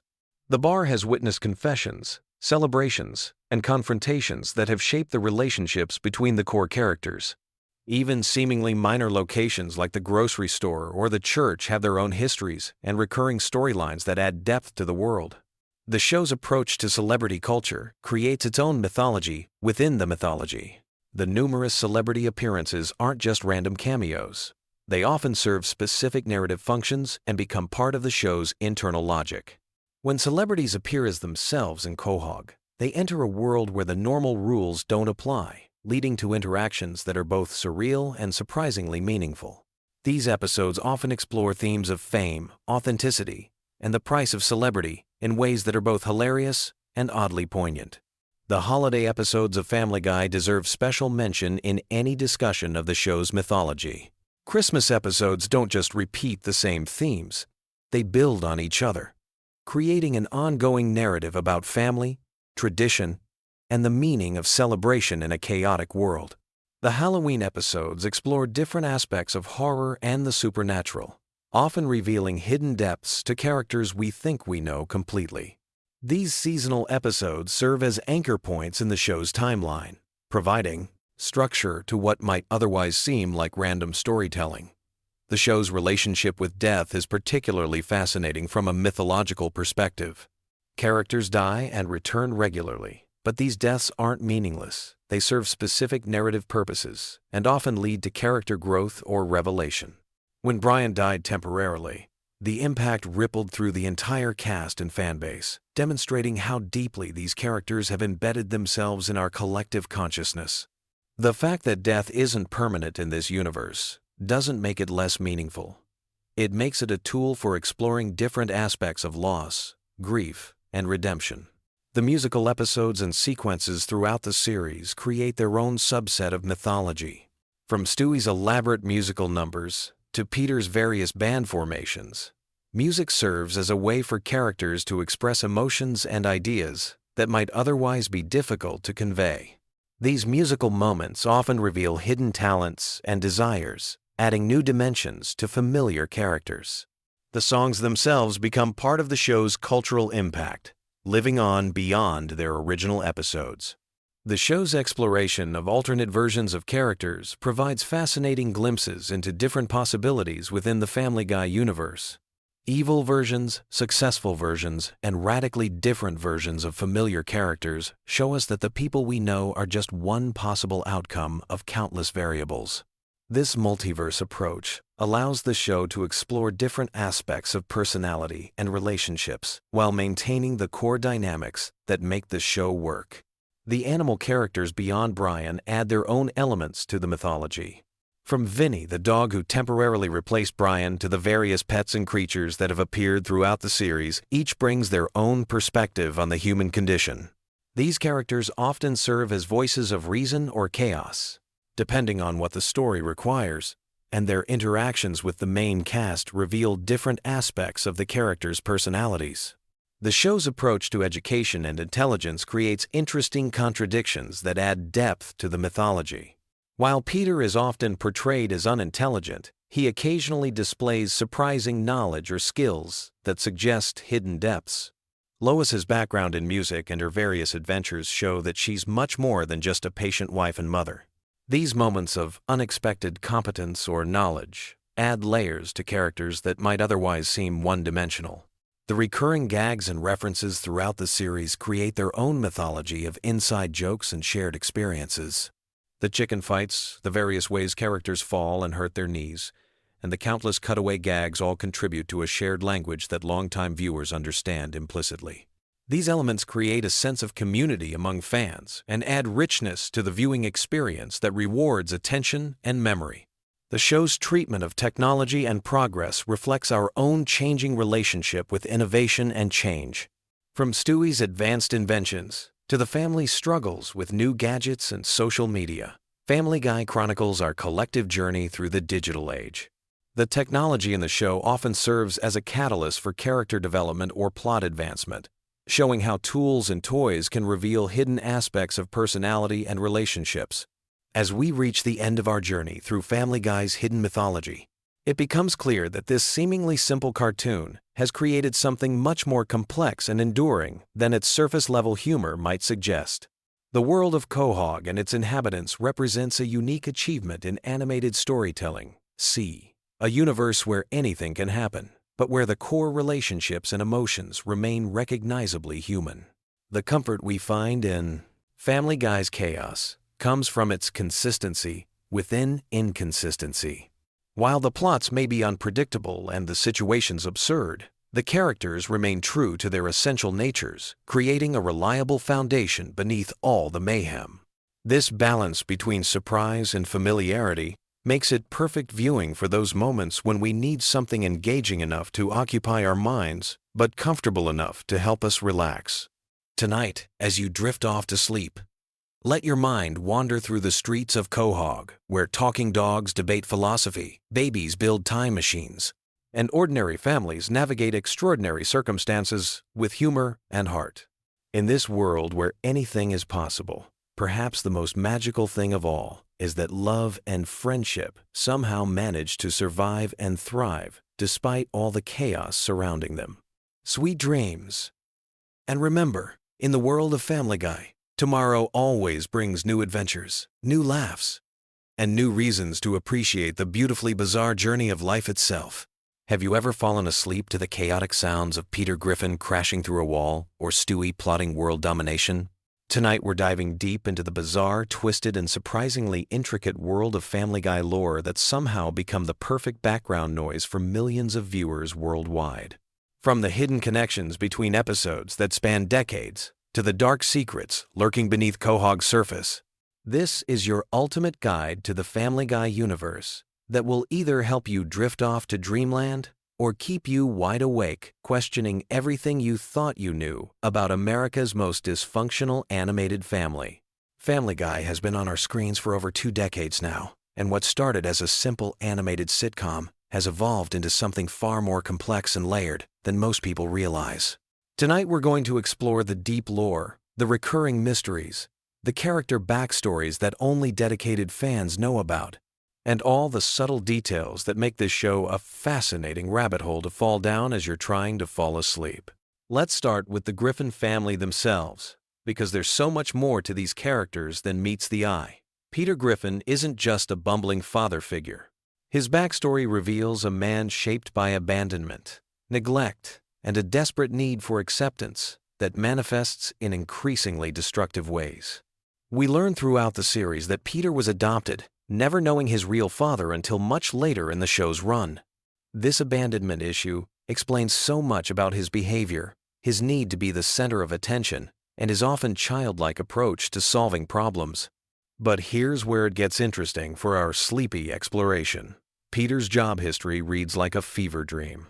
He's worked at a toy factory, been a fisherman, worked at a brewery, become a bodyguard, tried his hand at being a country music star, worked as a private investigator, and somehow ended up back at the brewery multiple times. Each job change represents a different phase of the show's evolution, and if you're watching chronologically as you fall asleep, you can actually track the show's tonal shifts through Peter's career moves.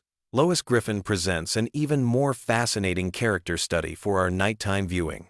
She comes from the wealthy Pewterschmidt family, which immediately sets up this class conflict that runs throughout the entire series. Her father, Carter Pewterschmidt, represents old money, conservative values, and everything that Peter both despises and desperately wants to be accepted by. Lois chose Peter over her privileged background, but this choice haunts their relationship in subtle ways that become more apparent when you're watching with sleepy, unfocused attention. The really interesting lore element here is how Lois's musical background keeps surfacing throughout the series. She's classically trained, she's performed professionally, and there are hints that she gave up a potentially successful career to become a housewife and mother. These musical moments in the show often serve as brief respites from the chaos, making them perfect for viewers who are using the show to wind down. Now let's talk about Meg, because her character arc is actually one of the most complex and disturbing elements of the Family Guy universe. What starts as typical teenage awkwardness evolves into something much darker. The family's treatment of Meg goes beyond normal sibling rivalry or parental frustration. It becomes a systematic emotional abuse that the show initially played for laughs, but gradually reveals as genuinely harmful. The lore around Meg includes several episodes that suggest she's actually the most mentally stable and capable member of the family, which makes her treatment even more tragic. She's shown to be intelligent, talented, and capable of genuine empathy, qualities that the rest of the family either ignores or actively punishes. For viewers drifting off to sleep, Meg's storylines often provide a strange sort of comfort because they're usually quieter and more introspective than the main family chaos. Chris Griffin's character development follows a different trajectory entirely. While he's often dismissed as the dumb kid, the show's lore reveals that Chris has artistic talent, musical ability, and emotional intelligence that surpasses most of his family members. His relationship with his father is complicated by Peter's own insecurities about masculinity and success. Chris represents the possibility of breaking the cycle of dysfunction, which gives his character an underlying hopefulness that works well for bedtime viewing. But let's dive into the real star of Family Guy's complex lore, Stewie Griffin. This character has undergone one of the most dramatic evolutionary arcs in television history. He started as a genuinely evil baby bent on world domination and matricide, but gradually transformed into a complex character dealing with identity, sexuality, and belonging.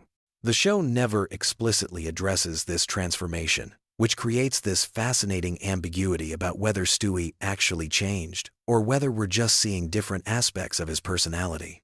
The time travel episodes featuring Stewie create some of the most intricate lore in the entire series. His future selves, his various timelines, and his technological capabilities suggest a level of intelligence and capability that extends far beyond what we see in regular episodes.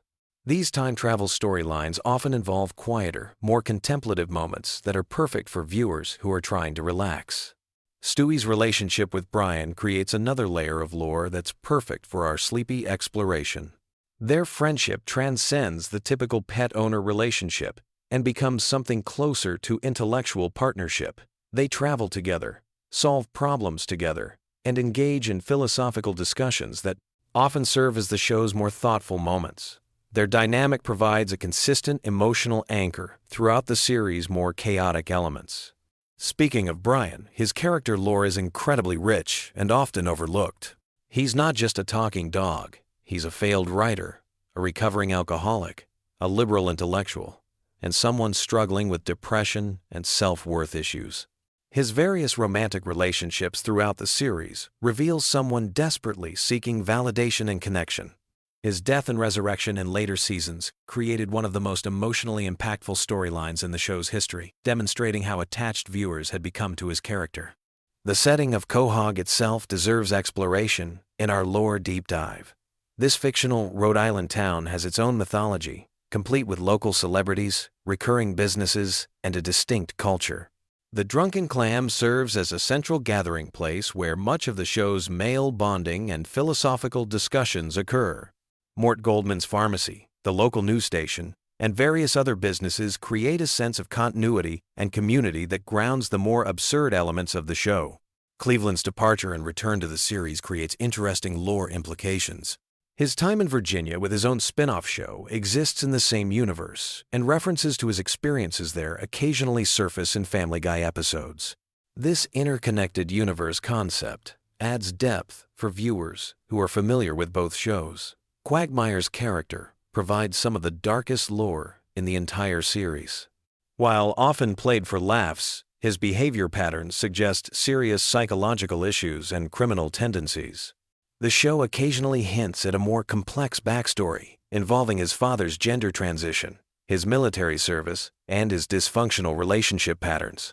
These darker elements create an interesting contrast with his seemingly cheerful demeanor. Joe Swanson's backstory as a disabled police officer adds another layer of complexity to the Quahog community. His accident, his marriage to Bonnie, and his struggle to maintain his sense of purpose and masculinity after becoming paralyzed provide some of the show's more serious emotional content. His friendship with Peter, Cleveland, and Quagmire often explores themes of loyalty, acceptance, and adaptation that work well for contemplative viewing. The show's cutaway gags, while seemingly random, actually create their own form of lore through recurring characters and situations. Conway Twitty appearances, the various historical figures Peter claims to have interacted with, and the recurring joke characters all contribute to the show's internal mythology. These cutaways often provide brief mental breaks that can be soothing for viewers trying to wind down. Family Guy's approach to continuity is deliberately loose, which actually makes it perfect for casual viewing. Unlike serialized dramas that require intense attention to plot details, Family Guy episodes can be enjoyed independently while still rewarding longtime viewers with references and callbacks. This makes it ideal for background viewing or for times when you're not paying complete attention. The show's musical numbers deserve special mention in our lore exploration. From Conway Twitty performances to elaborate Broadway-style productions, these musical interludes often serve as the show's most memorable and emotionally resonant moments. They break up the rapid-fire joke delivery and provide opportunities for character development and emotional expression. The various holiday episodes throughout the series create their own seasonal lore. Christmas episodes often explore themes of family, tradition, and redemption. Halloween episodes venture into horror and supernatural territory. These special episodes often feature higher production values and more elaborate storytelling that reward dedicated viewing. The show's treatment of religion, politics, and social issues creates ongoing lore threads that reflect changing social attitudes over the show's long run. Early episodes approach these topics differently than later ones, creating an interesting timeline of cultural evolution that can be tracked through the series' progression. Guest appearances and celebrity encounters in Family Guy often become part of the show's lore through recurring references and callbacks. These celebrity interactions sometimes extend beyond single episodes, creating ongoing relationships and references that reward longtime viewers. The various alternate reality and parallel universe episodes explore different versions of the Griffin family and Quahog community. These episodes often reveal character depths and relationship dynamics that aren't apparent in regular episodes. They also provide opportunities to explore what-if scenarios that add complexity to our understanding of the main characters. Family Guy's animation style evolution tells its own story about the show's development and budget changes over time. Early episodes have a distinctly different look and feel compared to more recent ones. This visual evolution creates a subtle timeline that longtime viewers can use to place episodes chronologically, even without checking air dates.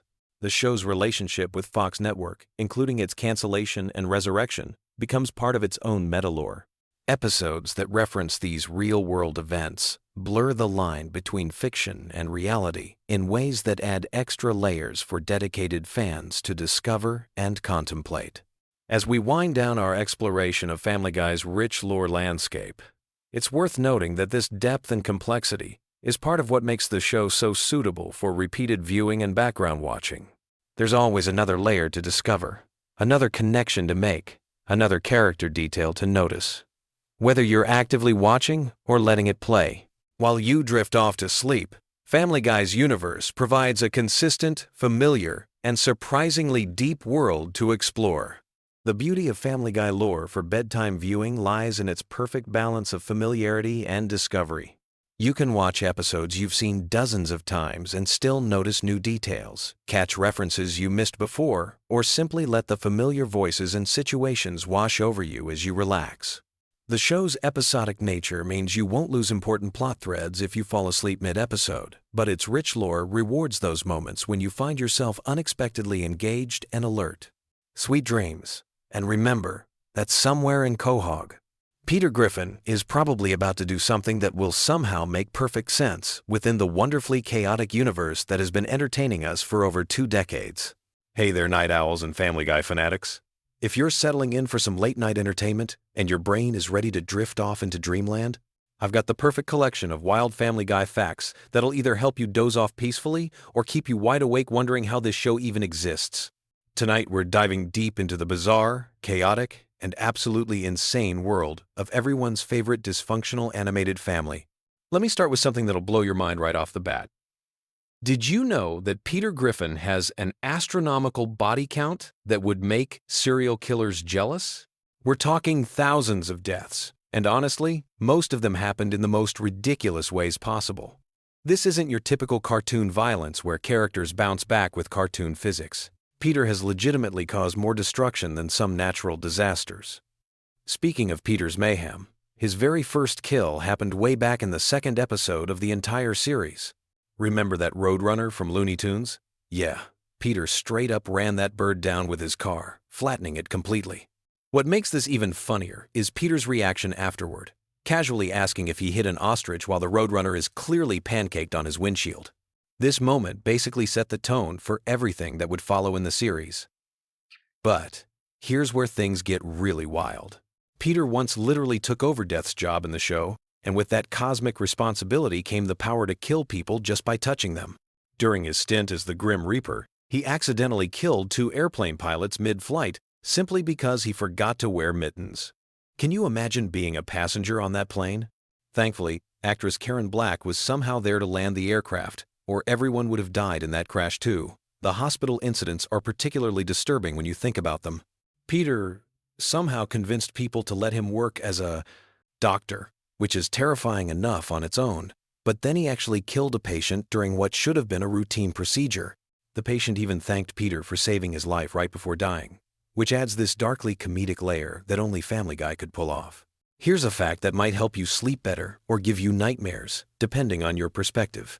Peter once worked as a babysitter and literally left a baby to drown in a bathtub. He casually walked away, leaving behind drain cleaner in case of clogs, soap next to a radio, and towels on the roof. The complete negligence and absurdity of this situation perfectly captures Peter's character. He's simultaneously well-meaning and catastrophically incompetent. The show took Peter's violence to cinematic levels during various parody episodes. When they did their Kill Bill homage, Peter went full samurai warrior mode, engaging in what can only be described as a sword-fighting bloodbath. The choreography was surprisingly well animated for a show that usually relies on simple character movements, and Peter managed to take down 15 opponents all by himself in pure martial arts mayhem. Then there's Peter's brief career as a superhero parody called Red Stool, which was obviously their take on Deadpool. The name comes from the fact that his cancer specifically affected his rear end, because of course Family Guy would go there. As Red Stool, Peter maintained Deadpool's tendency for extreme violence, adding several more bodies to his ever-growing count while cracking inappropriate jokes the entire time. The Walter White parody deserves special mention because it perfectly captured the essence of Breaking Bad while maintaining Family Guy's signature chaos. Peter as Heisenberg was just as dangerous as the original, dropping bodies left and right while somehow making it comedically absurd rather than genuinely threatening. The transformation from bumbling father to calculating criminal mastermind was surprisingly well executed for a show known more for cutaway gags than character development. But perhaps the most disturbing aspect of Peter's violence is how it affects his own family.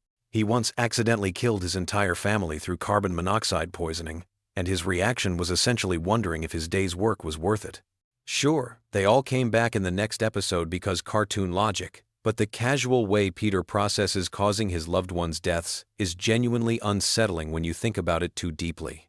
The fight scenes with Ernie the Giant Chicken are legendary among Family Guy fans, and for good reason. These battles have spanned multiple episodes and caused more collateral damage than most action movies. They've fought in airports, construction sites, moving trains, and even hijacked time machines to battle across different historical periods.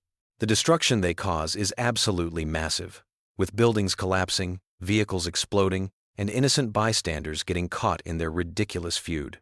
What makes the chicken fights even more absurd is that they started over an expired coupon. Think about that for a moment.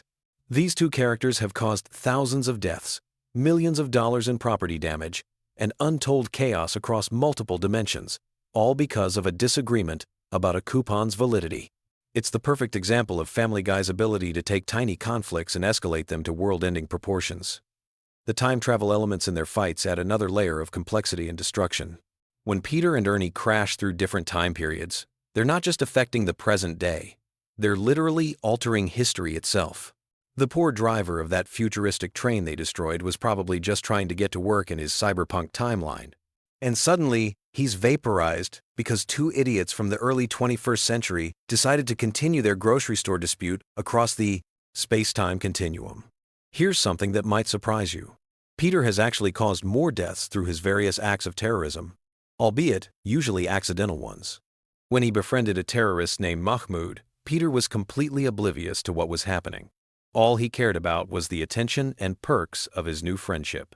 When Mahmoud gave him what Peter thought was a phone, he kept trying to use it to make calls, not realizing it was actually a bomb detonator. The explosions that resulted from Peter's innocent phone calls were catastrophic. Each time he tried to dial Mahmoud, another building would explode somewhere in the city. The fact that Peter remained completely clueless about what was happening makes it both hilarious and terrifying. Even when the gang managed to stop Mahmoud's planned attack on a bridge, Peter still had that detonator and used it again while trying to call a restaurant for reservations. The crossover episode with The Simpsons showcased Peter's destructive capabilities on an even grander scale. His fight with Homer Simpson leveled entire city blocks and resulted in mass casualties that would normally be associated with natural disasters or military conflicts. The two fathers' brawl started over Peter insulting The Simpsons show, which escalated into a city-destroying conflict that somehow ended with both characters gaining superpowers from radioactive waste. One particularly disturbing sequence involved Peter's brief stint as a high school student where he arranged for a school shooting to get revenge on popular kids who ignored him. Even though he called it off at the last minute, the attack still went through, and the screams and gunshots in the background suggest multiple casualties among innocent children. This episode aired during a time when such events were unfortunately becoming more common in real life, making Peter's involvement even more unsettling. Peter's various explosions of hospitals deserve special mention for their sheer scale of destruction. When he disagreed with vaccines, he dressed as the Joker and blew up an entire medical facility just to prevent Stewie from getting a shot. The explosion was massive enough to level the building and likely killed dozens of patients, doctors, nurses, and staff members who were just trying to provide health care. But he didn't stop there. Peter later destroyed a children's hospital in another equally senseless act of destruction. The casual way the show presents these incidents, with Peter treating the explosions like minor inconveniences rather than mass casualty events, perfectly captures the dark comedy that Family Guy specializes in. It's simultaneously hilarious and deeply disturbing. The missile incidents showcase Peter's ability to cause destruction on a military scale. During his fight with President Trump, Peter's head got slammed onto a big red button that launched multiple missiles. Each missile likely killed hundreds of people in massive explosions, turning what started as a personal dispute into an international incident with catastrophic consequences. What's particularly interesting about Peter's character is how the show manages to make him sympathetic despite his astronomical body count. He's never intentionally malicious. He's just incredibly stupid and impulsive with access to dangerous situations. This combination makes him simultaneously lovable and terrifying, which is probably why the character has remained popular for over 2 decades. The physics of Peter's destruction often defy logic, even by cartoon standards. When he and Ernie crashed that Ferris wheel, it rolled through the city like a massive wheel of death, flattening everything in its path. The scale of destruction was apocalyptic, but it was presented with such absurd cartoon logic that viewers could laugh at it rather than being horrified by the implications. Peter's various career changes always seem to result in multiple casualties. Whether he's working as a doctor, babysitter, death himself, or any other profession, people end up dying as a direct result of his incompetence. It's actually impressive how consistently dangerous he is across all walks of life. There's literally no job safe enough for Peter Griffin to perform without causing fatalities. The show's commitment to continuity regarding Peter's violence is surprisingly strong for a series that usually ignores consequences. Characters who die in one episode rarely come back, unless there's a specific plot reason, and the destruction Peter causes often gets referenced in later episodes. This attention to detail makes his actions feel more impactful than typical cartoon violence. Here's a fun sleeping fact. The total estimated death toll directly caused by Peter Griffin throughout the series is approaching 3,000 people. That number includes direct kills, collateral damage from his fights, explosions he's caused, and various accidents resulting from his stupidity.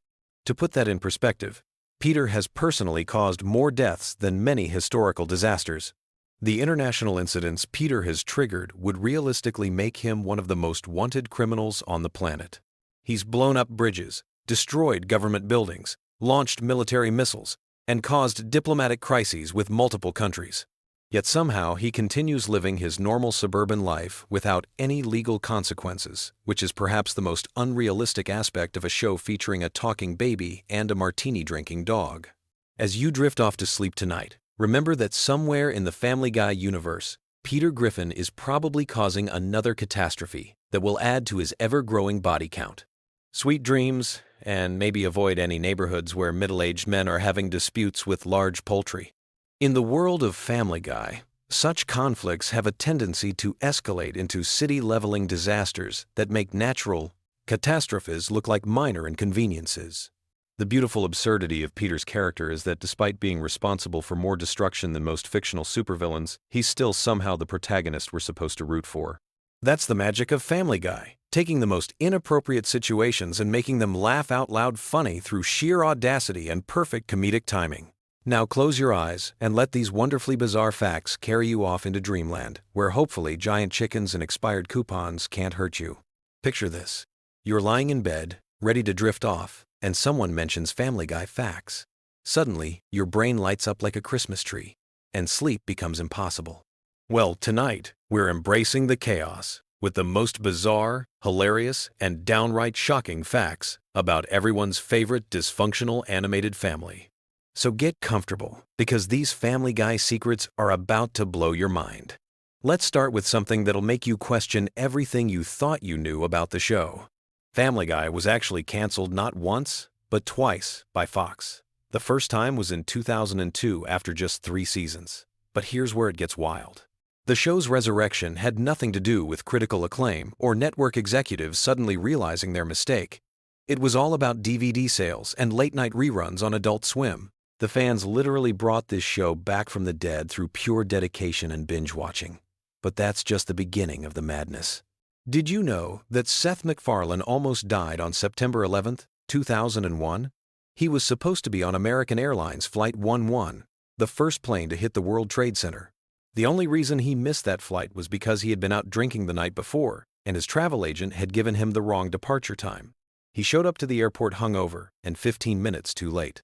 Talk about a sliding doors moment that changed television history forever. Speaking of Seth MacFarlane, this guy is basically a one-man entertainment machine. He doesn't just voice multiple characters on the show.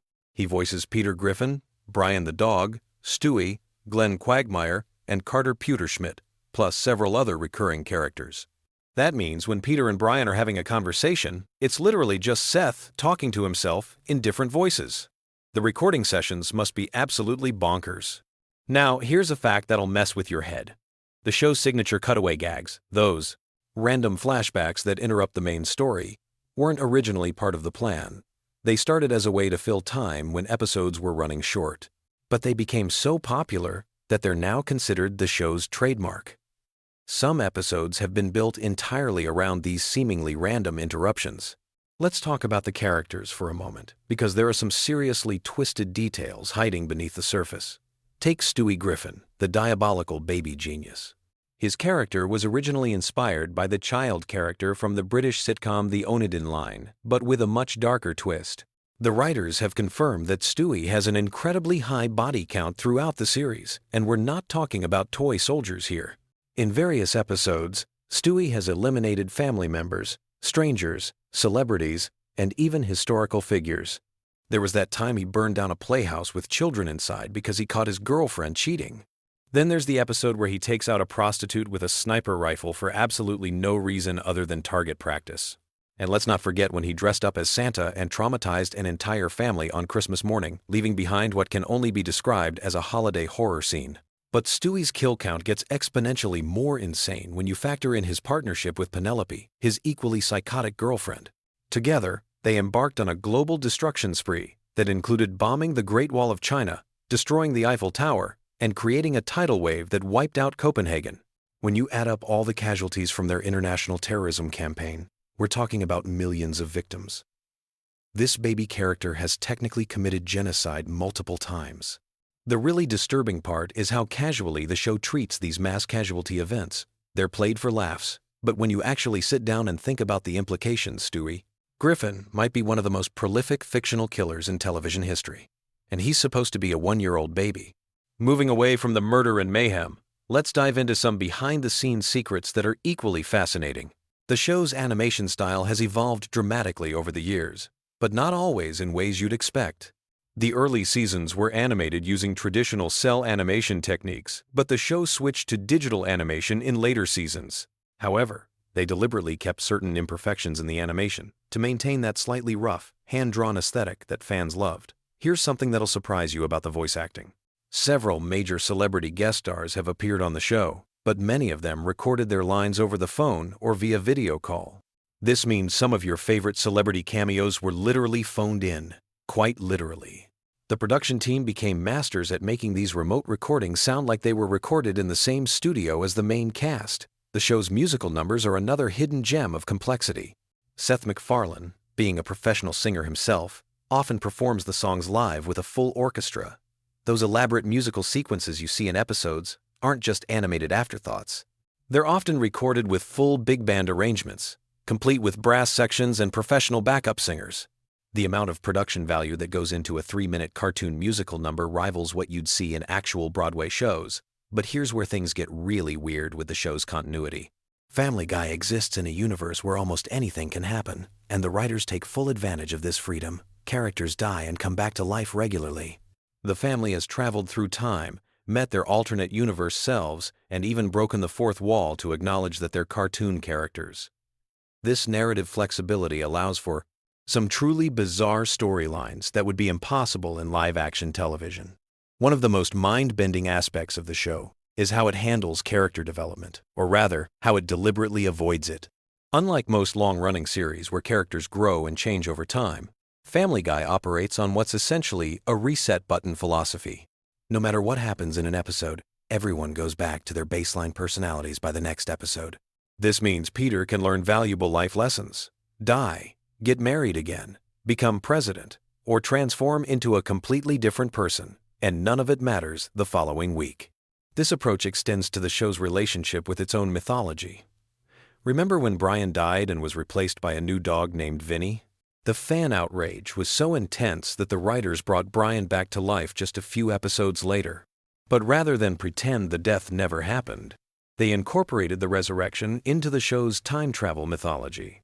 It's this kind of meta-storytelling that keeps fans constantly guessing about what's real and what's just another throwaway gag. The cultural impact of Family Guy extends far beyond just being a popular cartoon. The show has influenced internet meme culture in ways that most people don't even realize. That "oh no" chicken fight scene between Peter and the giant chicken has become a template for depicting extended, over-the-top cartoon violence. The "it insists upon itself" quote about The Godfather has become shorthand for pretentious film criticism. And don't even get me started on how many internet arguments have been settled by simply posting a Family Guy cutaway gag. But perhaps the most fascinating aspect of the show is how it serves as a time capsule for American pop culture over the past 2 decades. Episodes from the early 2000s are filled with references to celebrities, movies, and cultural phenomena that were huge at the time but have since been forgotten. Watching old episodes is like taking a trip through a museum of pop culture history, complete with all the embarrassing fashion choices and forgotten scandals. The show's approach to controversial topics has always been deliberately provocative.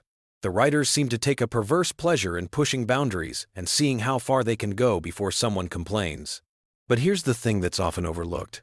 Beneath all the shock value and offensive humor, the show actually has a surprisingly progressive worldview on many social issues. It just packages that progressivism in such outrageous wrapping that people miss the actual message. Take the character of Brian, the family dog. On the surface, he's just a talking dog who drinks martinis and has pretensions of being an intellectual. But Brian often serves as the show's moral compass, calling out the other characters when they do terrible things. His relationship with the family, particularly with Stewie, represents some of the show's most genuine emotional moments. When Brian temporarily died, the fan reaction wasn't just about losing a funny character. People were genuinely heartbroken because Brian represented the heart of the show. The animation team behind Family Guy has developed some truly innovative techniques over the years. Those elaborate fight scenes, particularly the ones involving Peter and the giant chicken, require months of planning and animation work. The sequences are choreographed like actual action movies, with careful attention paid to pacing, camera angles, and dramatic timing. The fact that all this effort goes into animating a man fighting a poultry mascot is both absurd and oddly impressive. Here's a production secret that most fans don't know. The show's writers often create multiple versions of controversial jokes, starting with the most extreme version and then gradually toning it down until they find something that Fox will actually allow on television. This means, for every outrageous joke that makes it into an episode, there are probably 3 or 4 even more outrageous versions sitting in a file somewhere. The merchandising empire built around Family Guy is absolutely massive. There are Family Guy branded everything from coffee mugs to car accessories to clothing lines. But the most surprising merchandising success has been Stewie Griffin baby products. Yes, parents are apparently comfortable decorating their nurseries with imagery of a homicidal infant genius. The irony is probably lost on most consumers, but it's definitely not lost on the show's creators. One aspect of the show that deserves more recognition is its musical sophistication. Seth MacFarlane's background as a professional musician shows up constantly in the series. The show regularly features complex musical arrangements, sophisticated harmonies, and genre pastiche that demonstrates a deep understanding of American musical traditions. When Family Guy does a musical number, it's not just a cartoon singing a silly song, it's often a legitimate piece of musical entertainment that could stand on its own. The show's relationship with censorship has always been complicated. While Fox allows Family Guy to get away with content that would never fly on network television during prime time, the show still operates under certain restrictions. The writers have become masters at implying things they can't show directly. Sometimes the most shocking moments happen entirely off-screen, letting your imagination fill in the disturbing details. This brings us to one of the most interesting aspects of Family Guy's comedy philosophy. The show doesn't just break the fourth wall occasionally, it demolishes the fourth wall completely and then rebuilds it just so it can break it again. Characters regularly acknowledge that they're in a television show, comment on their own animation style, and even complain about changes in their voice actors. This level of meta humor was revolutionary when the show started, and it's still pushing boundaries today. The international versions of Family Guy are fascinating studies in cultural adaptation. Different countries have had to handle the show's content in wildly different ways. Some countries censor entire episodes, while others rewrite dialogue completely to make cultural references more relevant to local audiences. There are probably versions of Family Guy exist where the characters are having completely different conversations while their mouths move to the original English dialogue. As we wrap up this deep dive into Family Guy's bizarre universe, it's worth reflecting on why these facts are so compelling.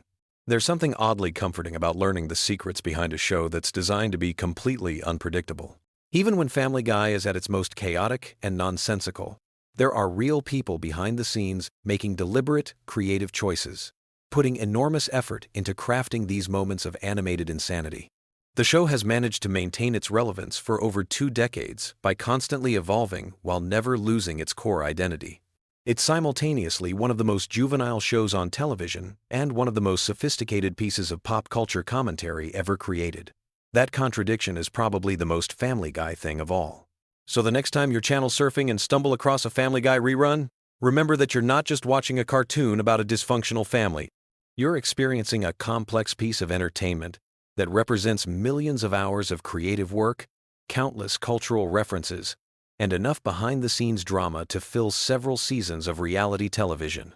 Sweet dreams, and may your Family Guy nightmares be filled with giant chicken fights and Stewie's diabolical laughter echoing through your subconscious. Picture this. You're lying in bed, scrolling through your phone at 2 a.m., when suddenly you realize something terrifying. The wholesome suburban mom from Family Guy might actually be one of television's most dangerous criminals.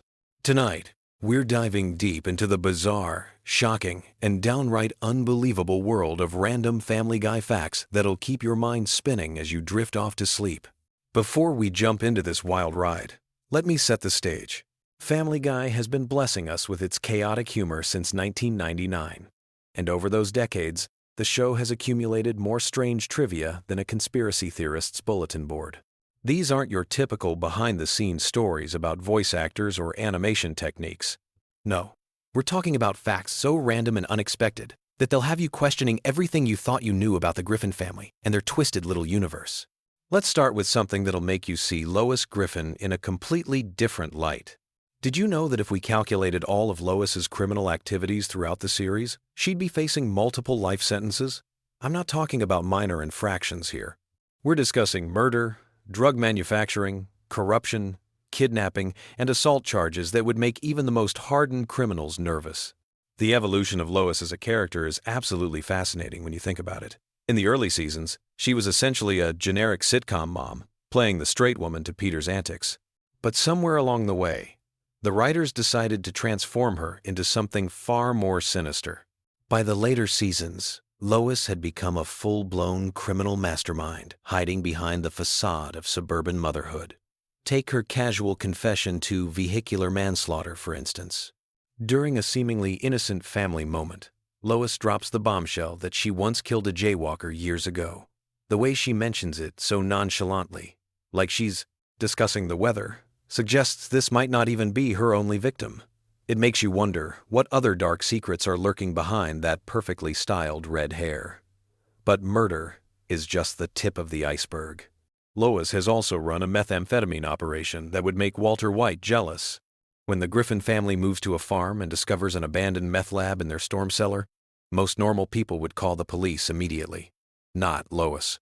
She sees a business opportunity and jumps in with both feet, becoming a drug queenpin alongside Peter.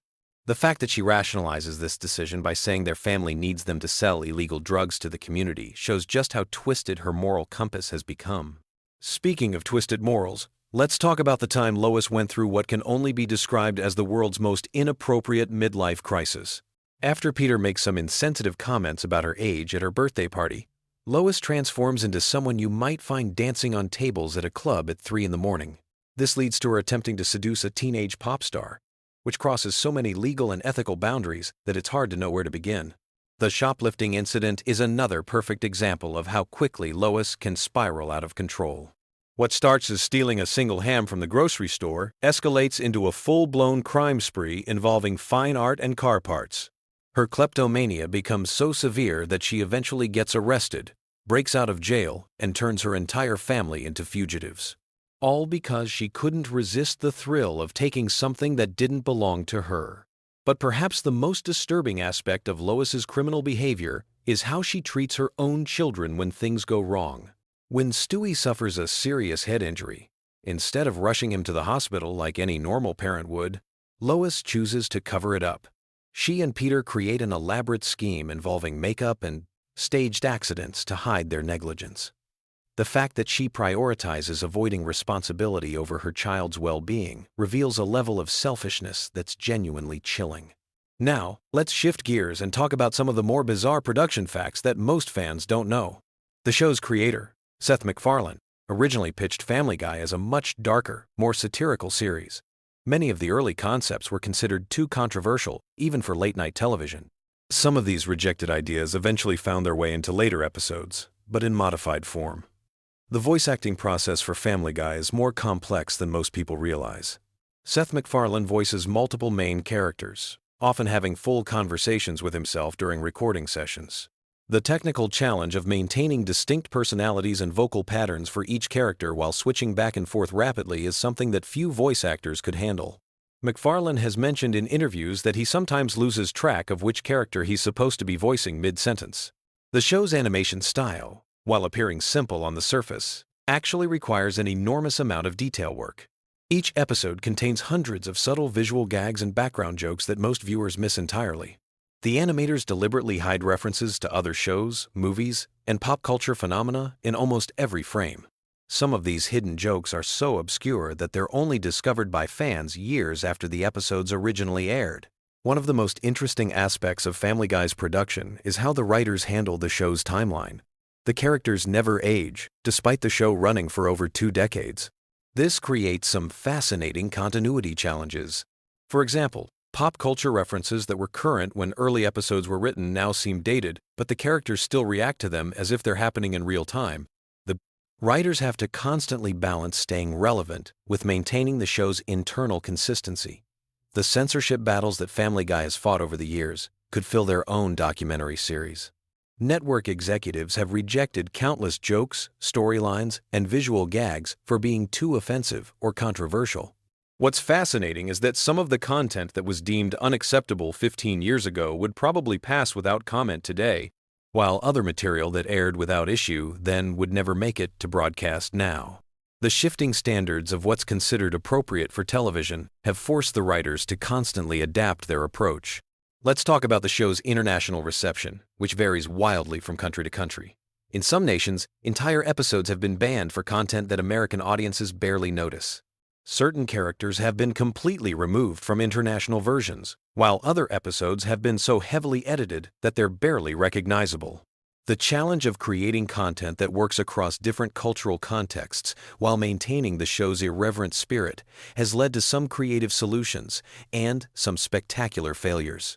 The merchandise empire surrounding Family Guy is absolutely massive, but some of the products that have been created are genuinely bizarre.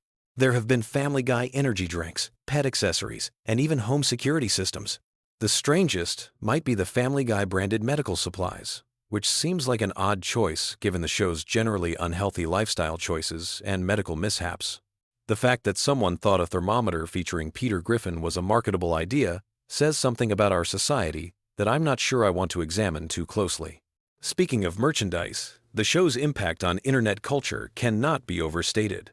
Family Guy clips and memes have become a fundamental part of online humor, often taken completely out of context and used in ways the original creators never intended.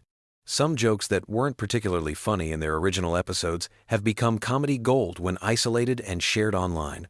The show has essentially become a meme generator, producing content that takes on a life of its own in the digital world. The guest star roster for Family Guy reads like a who's who of entertainment industry legends. What's remarkable is how many A-list celebrities have been willing to appear on a show that regularly mocks celebrity culture and Hollywood excess. Some guests have even allowed the show to create entire episodes built around making fun of their public personas. The fact that these stars are willing to be the butt of the joke shows either remarkable good humor or excellent agents who understand the value of staying relevant. But let's get back to the truly weird stuff. Did you know that the show has featured several episodes that were never supposed to air? These lost episodes contain content so strange or controversial that network executives decided they crossed lines that shouldn't be crossed. Some of these episodes have leaked online over the years, while others remain locked away in the Fox vault, possibly never to see the light of day. The existence of this hidden Family Guy content has spawned entire online communities dedicated to tracking down and sharing these forbidden episodes. The show's approach to historical events is particularly interesting. Family Guy has tackled everything from the Kennedy assassination to 9/11, often in ways that push the boundaries of good taste. What's fascinating is how the show uses humor to comment on serious subjects, while simultaneously acknowledging that some things probably shouldn't be joked about. This creates a strange tension, where the show is both deeply irreverent and oddly respectful at the same time. The technical aspects of producing Family Guy have evolved dramatically over the show's run.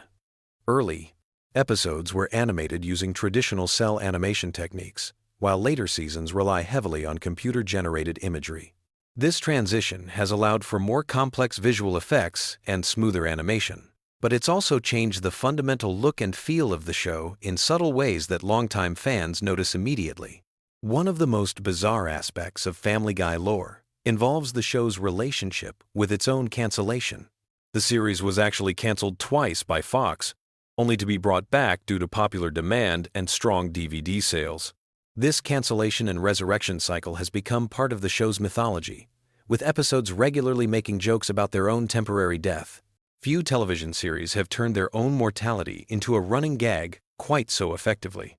The scientific accuracy, or complete lack thereof, in Family Guy episodes could provide material for an entire physics course on what not to do. The show regularly features characters surviving impacts that would kill normal humans, objects behaving in ways that violate basic laws of physics, and medical situations that would be impossible in reality. While this is obviously intentional comedy, the sheer volume of scientific impossibilities in each episode is actually quite impressive from a creative standpoint. As you're drifting off to sleep tonight, consider this final thought. Family Guy has been on the air for so long that there are now adults who have never lived in a world without the Griffin family. For an entire generation, the bizarre logic of Family Guy humor has been a constant background presence in their lives. The show has shaped comedy sensibilities, influenced internet culture, and created a shared cultural language that spans multiple generations. The random facts we've explored tonight barely scratch the surface of the Family Guy universe. Behind every episode lies a web of creative decisions, production challenges, and cultural commentary that reveals far more depth than the show's crude humor might suggest. Whether you love it or hate it, Family Guy has undeniably left an indelible mark on television history and popular culture. So as you close your eyes and let sleep take over, remember that somewhere in the world, animators are working on the next batch of Family Guy episodes, creating new random facts that will someday keep future generations awake at night, wondering how on earth such a bizarre and wonderful show ever came to exist. Sweet dreams, and may your subconscious be filled with the chaotic energy of the Griffin family and their endlessly entertaining dysfunction.